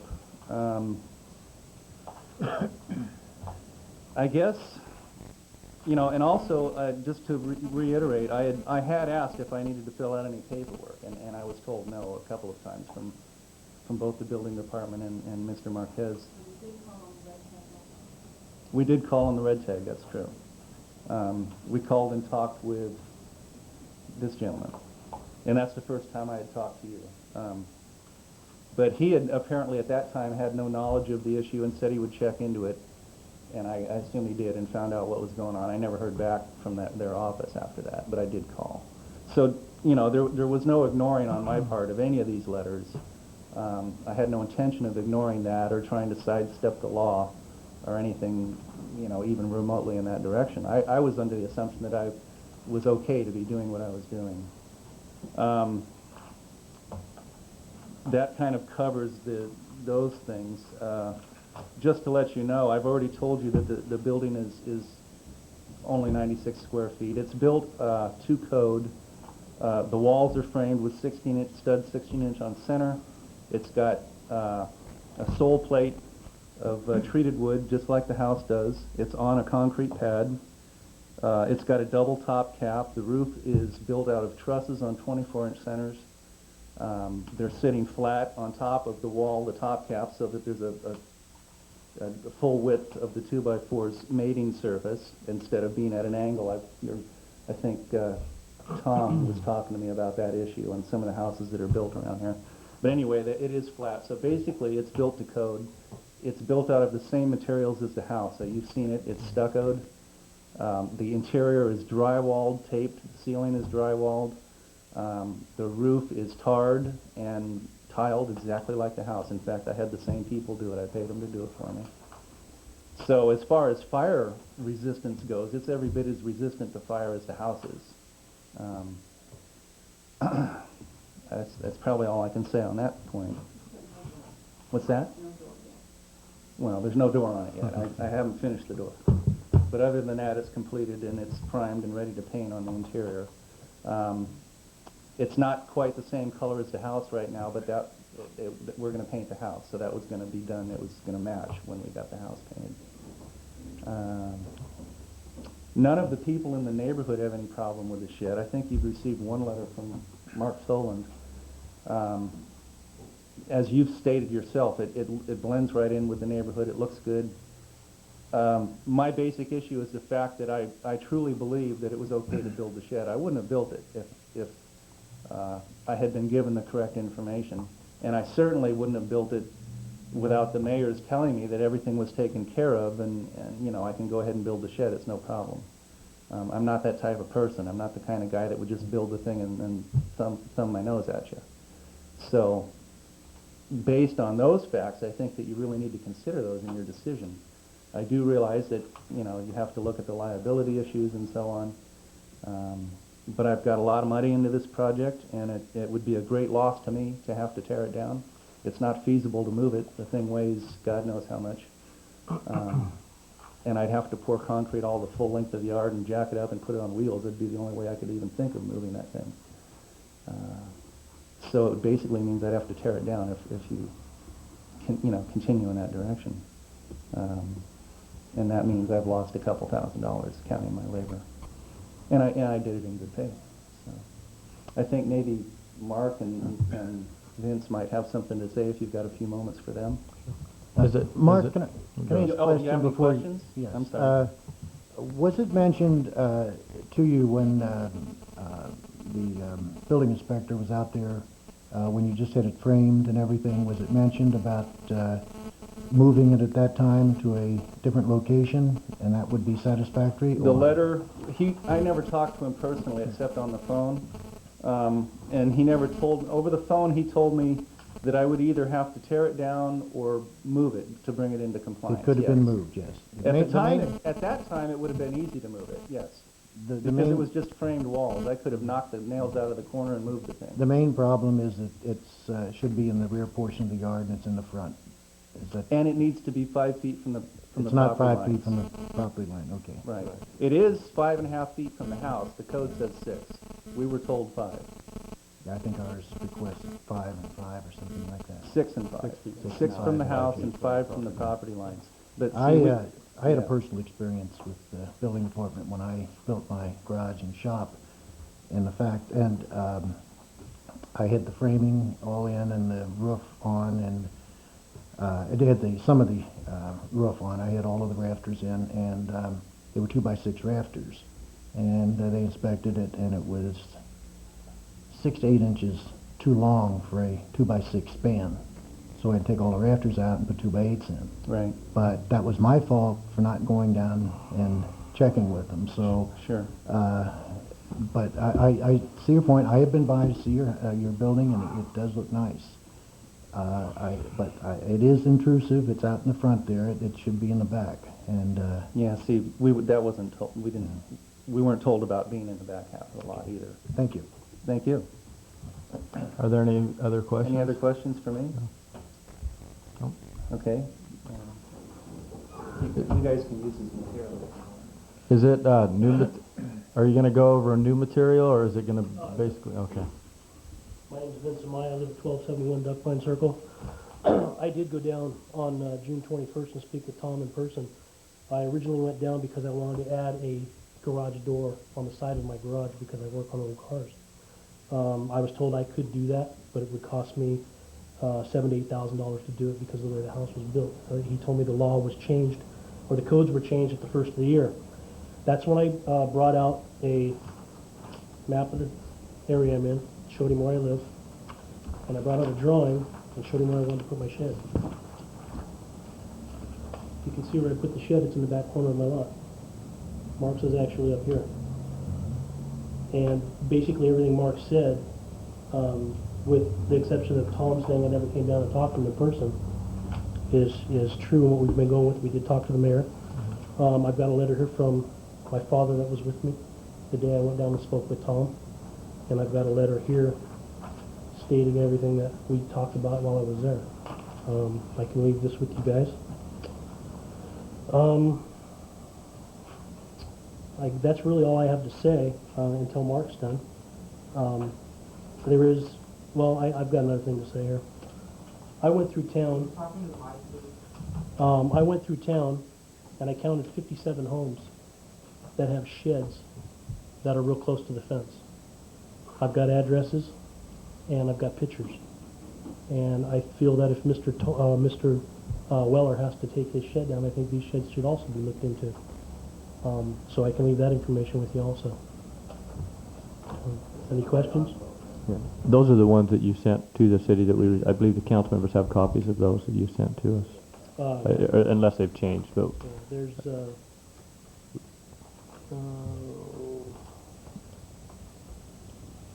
you have the photos?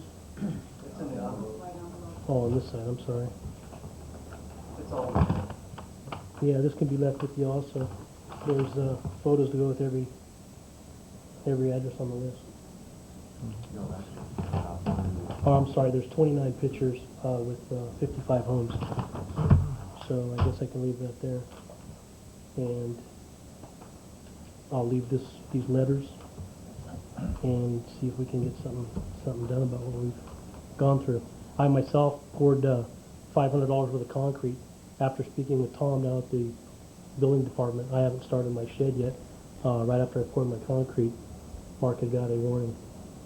That was the first warning. That's when we started this process. Any questions? No. Thank you. Mark Tolan, also a Newman resident. Vince Amaya and I had an opportunity on Sunday to go around town and kind of look at the different sheds in the town, and the majority of which are illegal by your definition. And I found them to be far more in violation, if you will, than Mark's. Mark's is considerably better built, much more stylish, certainly not an eyesore in any way. And I would even argue that his is perhaps much safer than the majority of the sheds in the town that I'm sure you'll get an opportunity to go and see. My feeling on this is that I'm a neighbor of Mark again, and I personally don't have a problem with it. I don't see that it is a danger to the neighborhood. I think there are far more important things in this town to worry about than that, and to single him out as opposed to going after all these others if that's what you want to do. But again, if you want to hold him to that standard, then you're going to have to hold everyone in the town to that standard.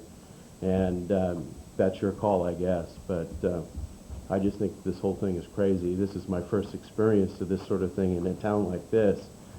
And, I originally came from the Bay Area, and this would be laughed at, quite frankly. Because it just appears to me to be very ridiculous. It's basically all I have to say. Mark, did you want to say more? Are you going to leave this information, Vince? Just a couple of comments. Or you want somebody else wants to speak? Okay. Kelly may want to address, our building official may want to address the question regarding the list that Mr. Amaya provided to us. Many of these I know that Kelly had already brought to my attention prior to that, and we are looking into those. Part of the explanation, we will, since this has been submitted to the City Council, we will bring back a response. We haven't had the opportunity to look at all of those yet. Part of it is, too, is that the code was changed several years ago, and those that were built prior to the code being changed, we don't have the opportunity to enforce that and make them. Now, the ones that were built since that time, do have to look at, and if we find that they were built, then that's something we need to look at and see if those need to be moved. But are the new ones? Okay, yeah. Yeah, just to respond, first of all, I'm Kelly Hislop. When you used my name in the letter, I knew you had never talked to me. You did talk to me on the telephone. You called me after we red tagged you, and that you expressed at that point that you thought maybe it was because of protesting at Forecast Homes, and I explained to you that no, really it had to do with the fact the mayor had not pursued anything, and that we were going to continue enforcement. The only reason I said that is the two people, It's all right. I mean, are protesters. No yeah. one else Oh, okay. tagged or- Basically, what happened was a different Kelly. building inspector got there. Kelly, If you look at- can you talk in the microphone? Basically, if you look at your red tag, it was signed by a different building inspector, and he basically was out there, didn't realize that this had happened, but it was convenient since you called me because we knew we were going to have to enforce it. Okay. I'm not sure that a lot of the council members probably weren't here a long time ago, but the zoning ordinance was changed about 8 years ago. I'm guessing here. 91. About 91. At that time, the zoning ordinance allowed accessory buildings within 1 foot of a property line. Up to about a year ago and some months, that the building department did not enforce anything that was not enforceable by the building code. And basically, the building code exempts structures over 120 square feet. But at the particular time, the city council had been in a mood to enforce lots of ordinances, and that we, as at the staff level, decided that we had to come up with a way of actually accounting for the buildings so that you couldn't go out and find 50 of them that were in violation. And so consequently, that the building department, in conjunction with the planning department, agreed that we would issue zoning permits for any structure, fences, accessory buildings. They're not building permits, they would be zoning permits because the building code exempts them. And the only thing that we were looking for on these were they were located in the correct place. If that helps you at all, and also helps you understand why there's that there could be such a difference between the buildings that are out there today and the ones where. The other thing was that since we didn't look at them, if they installed the building, we never responded. I mean, based from the planning or building part, unless someone called and complained about it. But once they decide they wanted permits issued on everything, the building inspectors have been instructed, if you see one going up, tag it, and issue our zoning permit and make sure it's in the right place. That's the only thing that we were trying to do with it. Any questions? Are there any questions on that particular issue? Were you going to address this other issue at some point? What's issue? The one that we're talking about here. Oh, well, basically, I think everything's in there. I want Mr. Weller to realize that the only reason I had responded was because in the letter you said that someone had spoke to me, and that I knew that hadn't happened. And actually, it was a mistake. You say you talked to Tom Liberty. Okay. Is it public knowledge that you complain? Pardon? You said that you would normally go out if somebody complained. Yeah, because usually it's a neighbor. I mean, basically what it is that the only time anyone ever complains about something like that is when the neighbors get in a fight with each other. And so they always knew who it was. Would that be a record? I mean, something like that, Mr. Weller, if you complain about it? Oh, well, no one complained about his. I mean, basically what I'm saying is about a year ago that when we made an agreement with the planning department because they wanted to start recording these buildings, because we always had this problem was the building, was it okay or wasn't it? When was it done? I can tell you that probably it was 91 that the zoning ordinance changed. About 1990 we had this same situation, and it was another citizen that felt like he was being picked on because his fence was 4 inches too high, and yet it was in violation, and the neighbor was complaining about it. And so he went around and found 100 fences that were in violation. I mean, this is okay. I mean, I'm familiar with this. Well, hold on a second. Because we can't have this going back and forth here. We're just going to speak to this particular issue. If you have questions, then you need to go up to the podium. And if you want to talk to me privately, come down to my office. Okay. Okay. Is there anybody else who would like to address this issue? Right. Yeah, I'm Ron Stevens, Code Enforcement Officer. I, actually, when he mentioned that he did call me, it did remind me, and we did have the conversation, and basically the conversation was basically reinforcing what I told him was the code. You know, that it had to be 6 feet from the building and 5 feet from the fence, which was the code, and you know, he had a choice of moving it or tearing it down, and that is the code. And I don't have the authority to arbitrarily enforce something. It either is a violation or it isn't.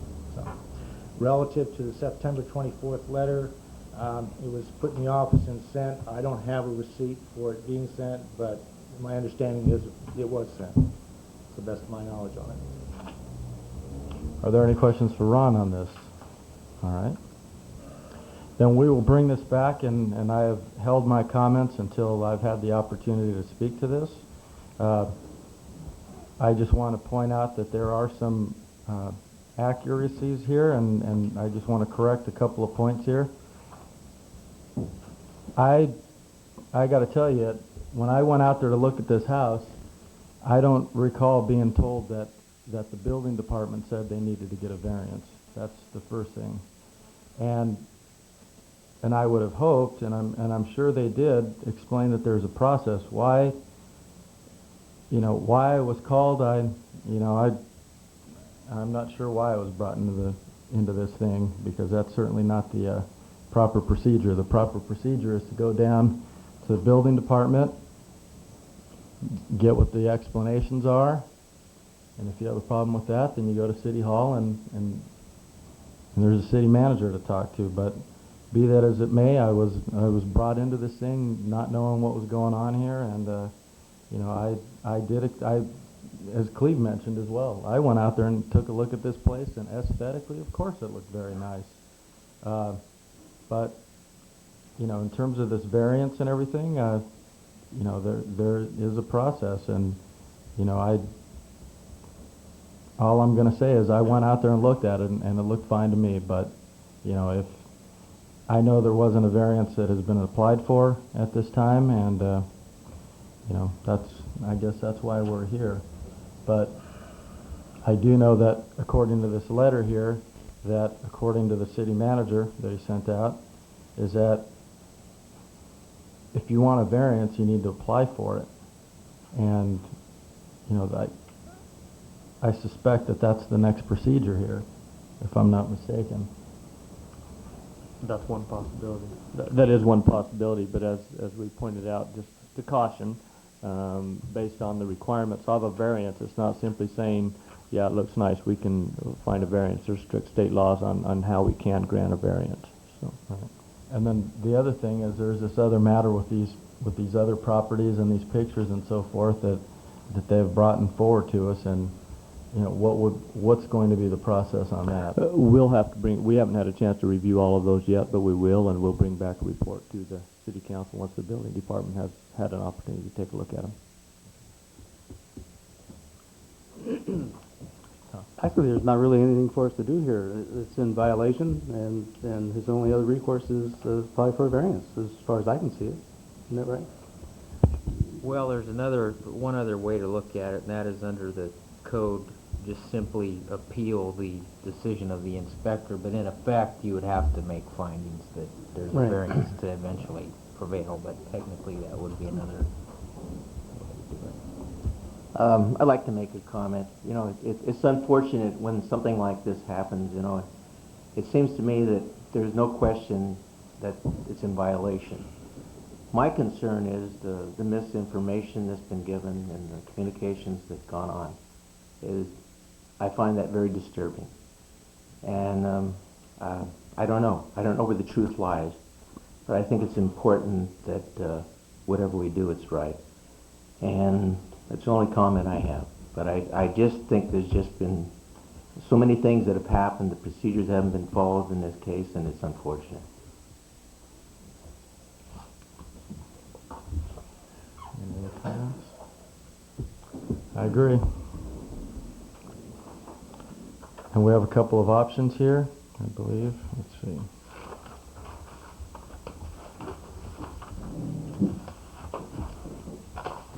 What would be after?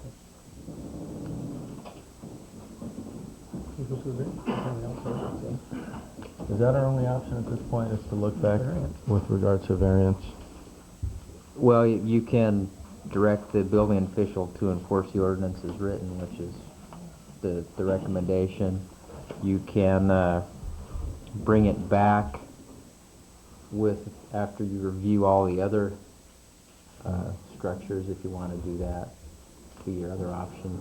I think those are your options. The applicant or Mr. Weller has some of his own. Well, regardless of whether the other 60 items or how many other there are, whether they're not in compliance, has nothing to do with this. This is not in compliance. Doesn't make any difference whether the other ones are or not. We will look at those, as Cleve said, and bring them up. But we still have to deal with this, and it's not in compliance. The others don't change it. Just that we've got to make sure that we check all of these other ones, and if we deny Vince's building, we have to do the same with the others. Well, yeah, but you can't change the law. We can't sit there and change the law. I realize that, Tom, but it's something that we have to follow up on. We just can't say we're going to do it and then. No, that's what I said, but I said that we would look into the others anyway. So, One thing I was going to mention, sometimes we look at laws and rules and we think, this is ridiculous, but every law and every rule was put in place for a reason, and I always come back to the safety aspect when I'm talking to my employees about an issue. Why do you need to wear a hard hat? Why do you need to do this? Because something happened that caused us to need that law. Just this last summer, we had a fire in a backyard over in Lucas Ranch. Thank goodness it was away from the house. It was an outbuilding that they stored, I don't know what they had stored in there, apparently some lawnmower or something. Had that been closer to the house or a neighbor's house, there would have been some more tragedy. So we don't want to lose sight of the reason for these rules. It's not to punish anyone, but it's to provide for the safety and well-being of the community. And I can't address the other 60 that are out there. But all I can do is say I need to reinforce the rules as they are, because they're put in place for a reason, because something happened in the past to cause it to be necessary. Vince, how is your sole plates fastened to the concrete? Oh, I'm sorry, Mark. I'm sorry. How are they fastened? Sole plates fastened to the concrete with bolts or? It's anchored with I don't know what you call them. They're fired in with bullets, nails that are. Oh, okay. I know what you mean. Yeah. So that theoretically it could be moved. I know what you said, and it's a big job and everything, but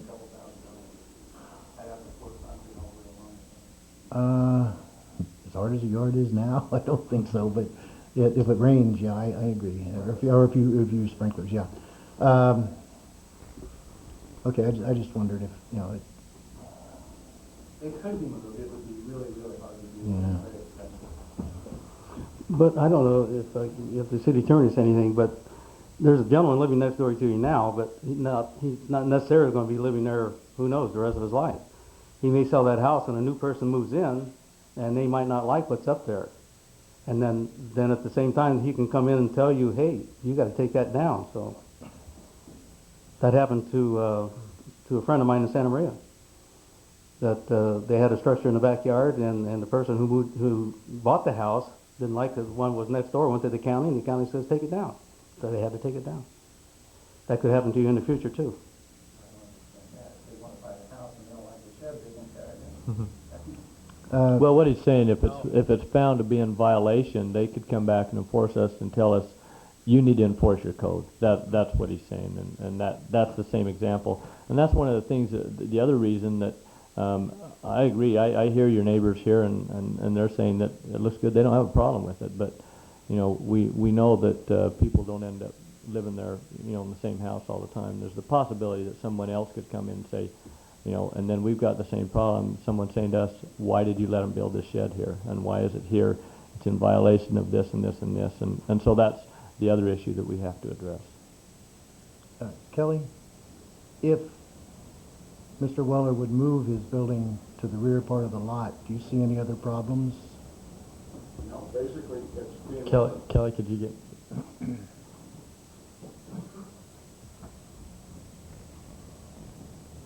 Yeah, basically, because it's less than 120 square feet, we don't even want to inspect the building itself. But the only thing we're checking for is the location. And that the city manager quizzed me on moving buildings, and I informed him that several years ago in another jurisdiction, they built a garage over top of a property line, and they had to move the garage, and they basically lifted it up, put pieces of pipe underneath it, and just rolled it. It was amazing how easily it moved. Much bigger structure than you have, but I think the real point he's making is that it's going to cost him some concrete. Yeah, I realize that. And as I told the city manager, he's probably going to crack his stucco. We probably have to recolor code it or something, because stucco is a very rigid thing, and once you start flexing it, it'll crack.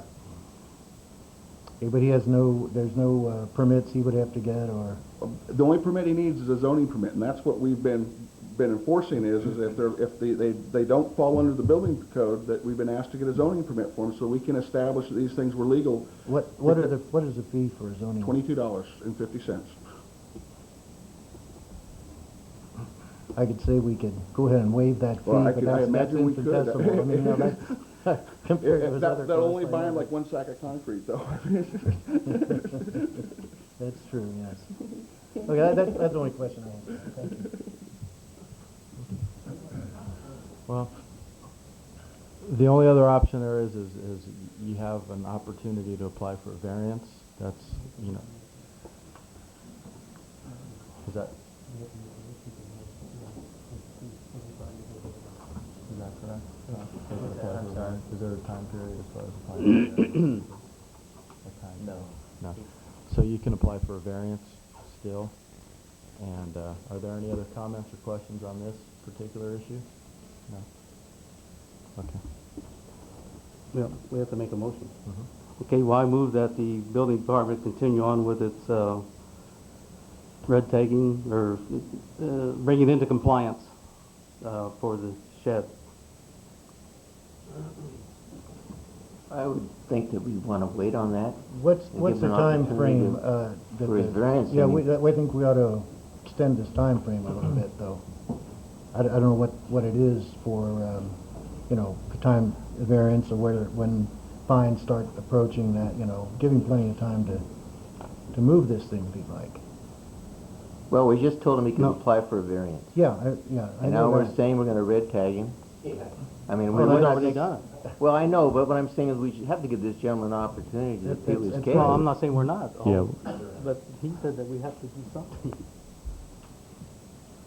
Could I ask the council to give me a chance to work with Mr. Weller to get this Oh, resolved? sure. And that, I mean, if Mr. Weller's willing to work with me, I'm willing to work with him and get the thing done in a timely fashion. Mark? I don't mind that. I don't have any money to work. Well, the thing is that we can discuss this, and I'll come back with a report to the council saying how we're going to resolve this. I withdraw my motion. Okay, So how long do you figure, Kelly, on this?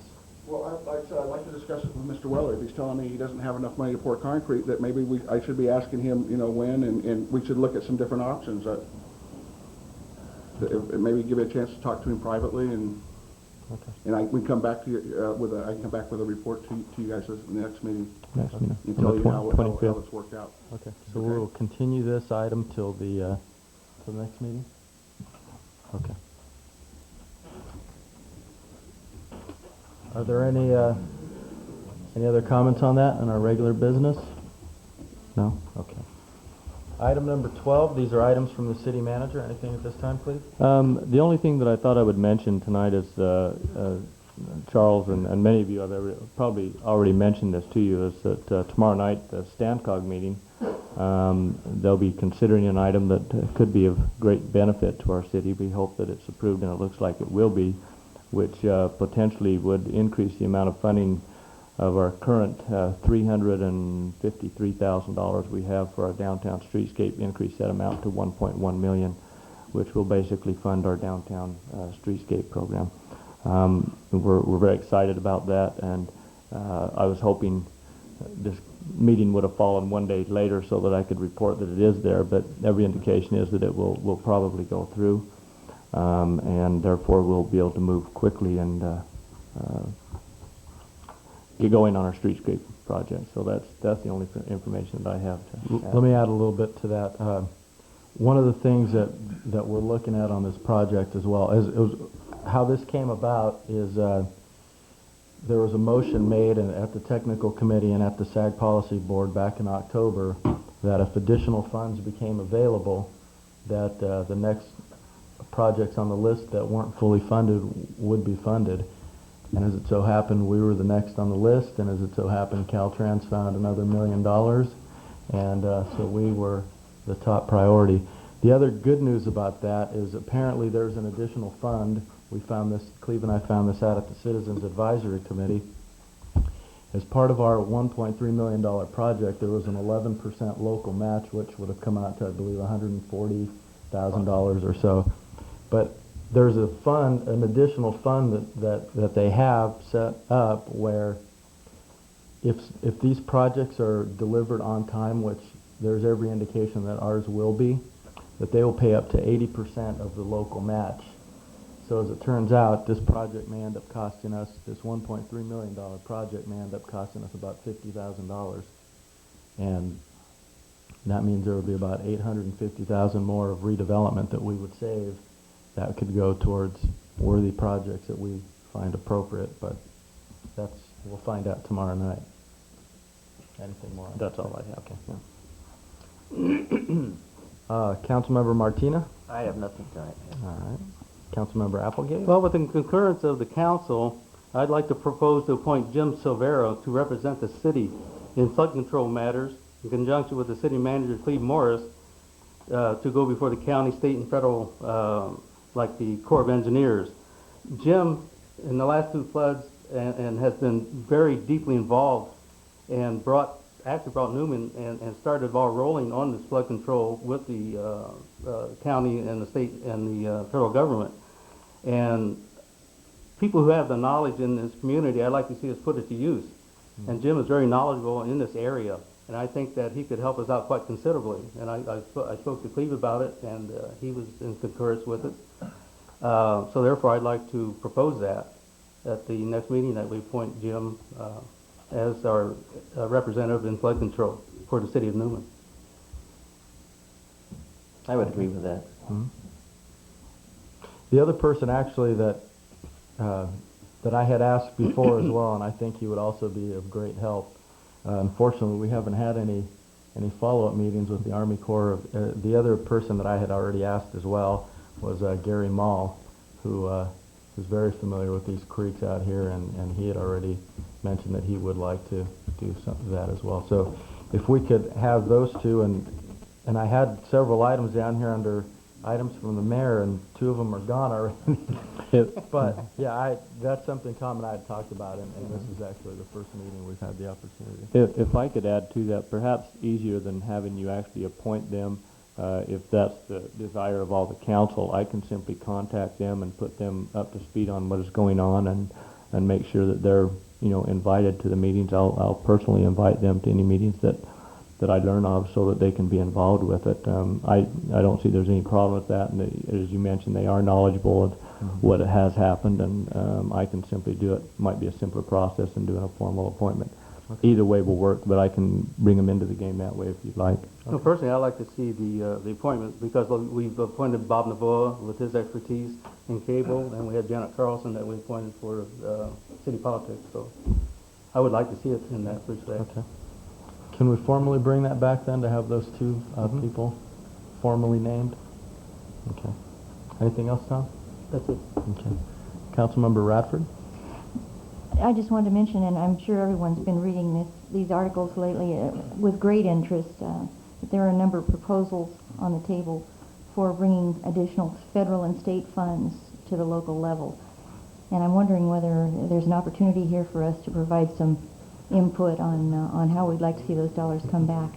Can we watch for those opportunities? And I mean, can we send a letter on behalf of the city? this is fantastic news, you know, that, maybe not for some cities, but, it sounds pretty good for Newman, so, you know, I'd like us to do anything we can to keep waving the banner. We need the additional funding. That's all I have, thank you. Thank you, Sheila.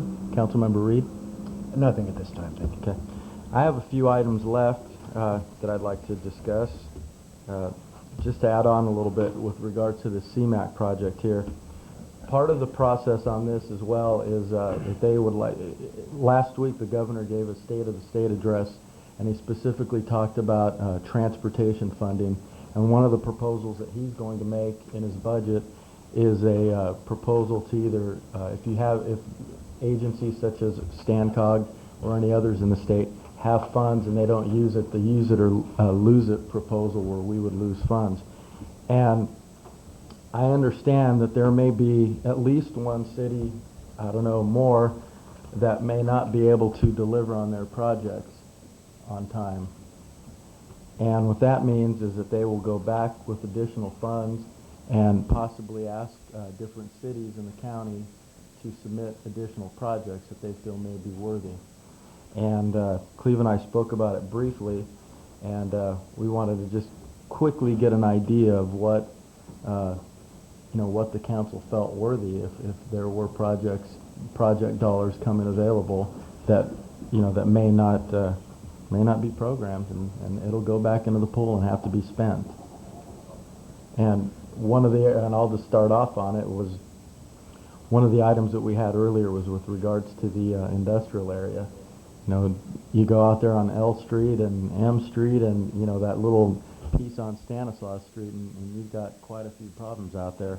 One of the things that I was going to propose, that if there are additional funds, that we take a look at our industrial area for infrastructure improvements. Mm-hmm. And I think that would be a very high priority for our city. And I would ask if there would be any objections to infrastructure out there. If you don't build it, they won't come. Charles, could I make one more comment, Sure. please? I'm sorry, I wanted to make this comment. In our packets, Margaret Souza, our financial director, had given us some information that school impact fees had not been waived by the Newman Crows Landing School District. And I find that very disappointing, because here we have a project where we're trying to keep the costs down for the senior housing, and I just don't understand their thinking, and it's very disappointing. One quick question that I had though on that, the fees that were charged, at what rate were they charged? Because is there a different fee that's charged with regards to regular, and then once it's senior housing, isn't there a different fee that? There's a different charge for normal residential and Right. apartment units and commercial/industrial. Mm-hmm. This project was charged at the lower industrial okay, it commercial was. rate, Okay. 31 cents per square foot, total of $9,200 and some odd dollars. What was the amount they didn't waive? 9,200 and something. Okay. And it, Right. Could have been a and lot it was higher. charged at that lower commercial At the lower industrial cost. rate. Yes, it was. Okay, I just wasn't sure about And they're all senior citizens. That's correct, and it will be closely monitored, because with federal funding, they have to fall under those guidelines, or Okay, thank I want you. to say I liked your letter too, Margaret. That really hit the spot. Anything else, Bob? Okay. Charles, So- I had one other thing along those lines. You were looking for ideas or projects. We talked in the past about the possibility of bringing in a technology service center, or a place where folks could go to telecommute, to work the internet, to learn, and we have a lot of vacant downtown buildings that might be possibilities. Perhaps a project like that might be undertaken with some of these Sure. funds. Are there any objections to that? No? Okay. So if we could look at those two things, the industrial and this technology center that Sheila talks about. Okay. Let's see.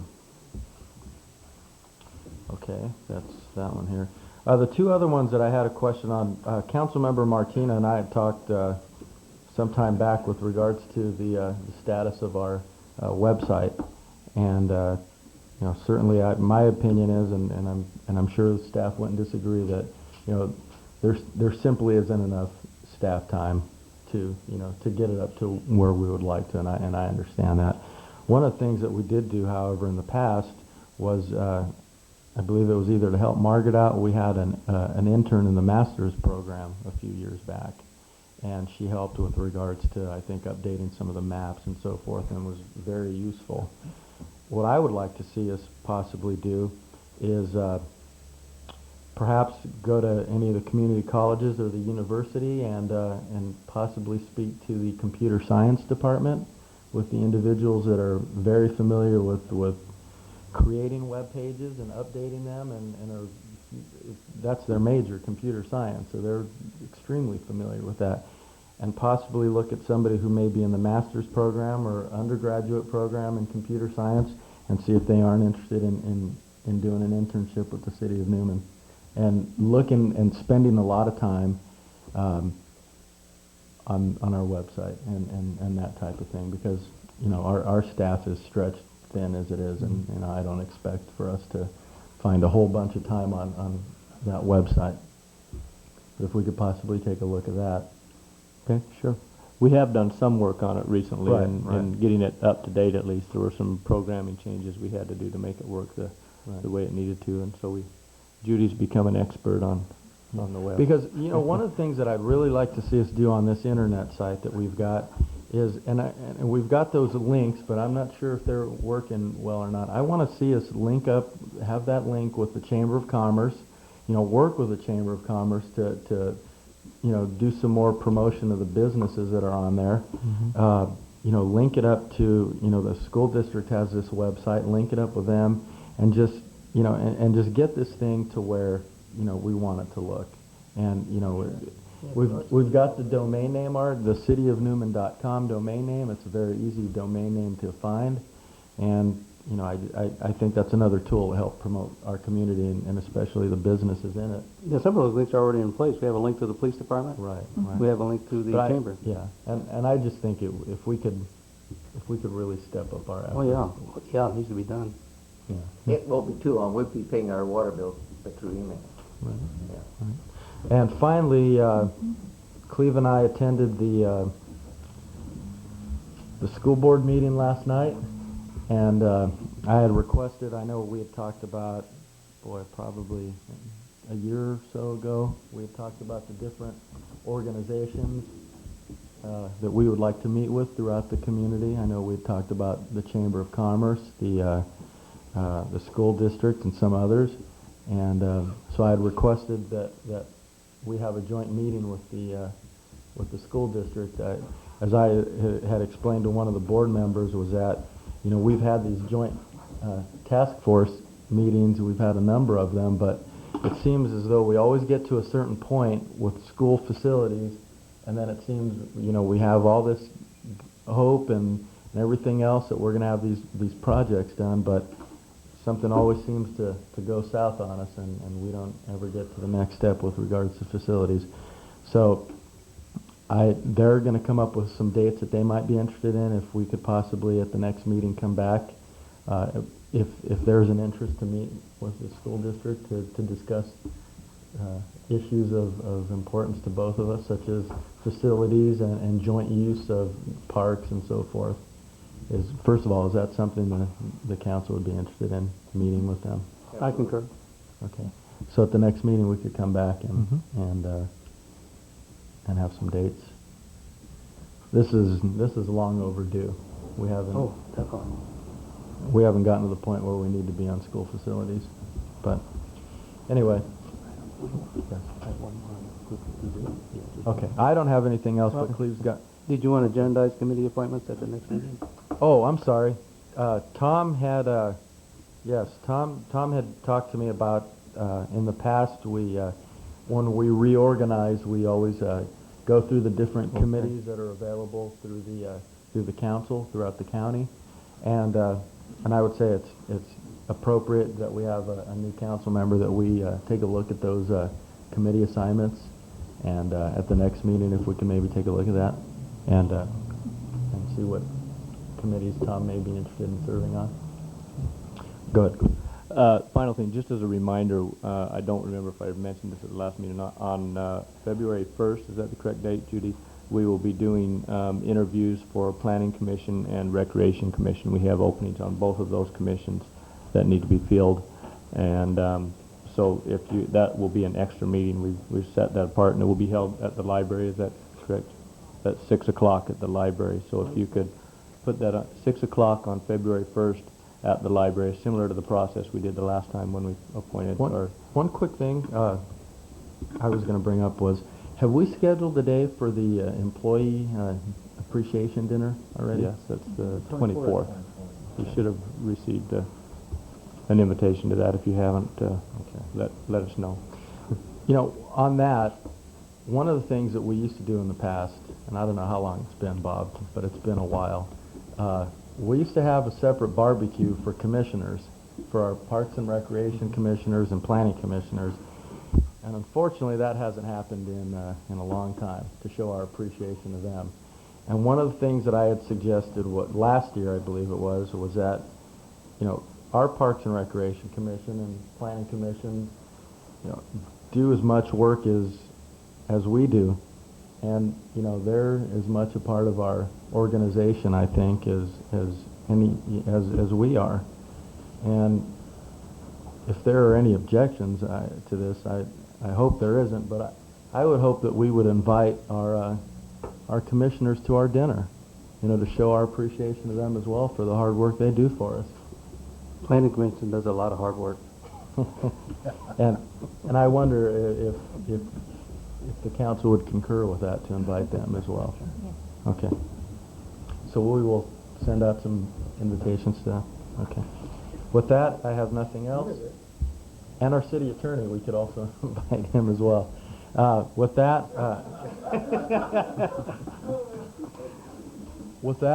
if there's a motion to adjourn, I make a motion to adjourn. is there there's a motion? Is there a second? Second. And this is to, actually, I'm sorry. This is to adjourn to closed session. Item 14A is personnel evaluation, city manager, government code section 54957. We will return to open session and adopt resolution number 2000.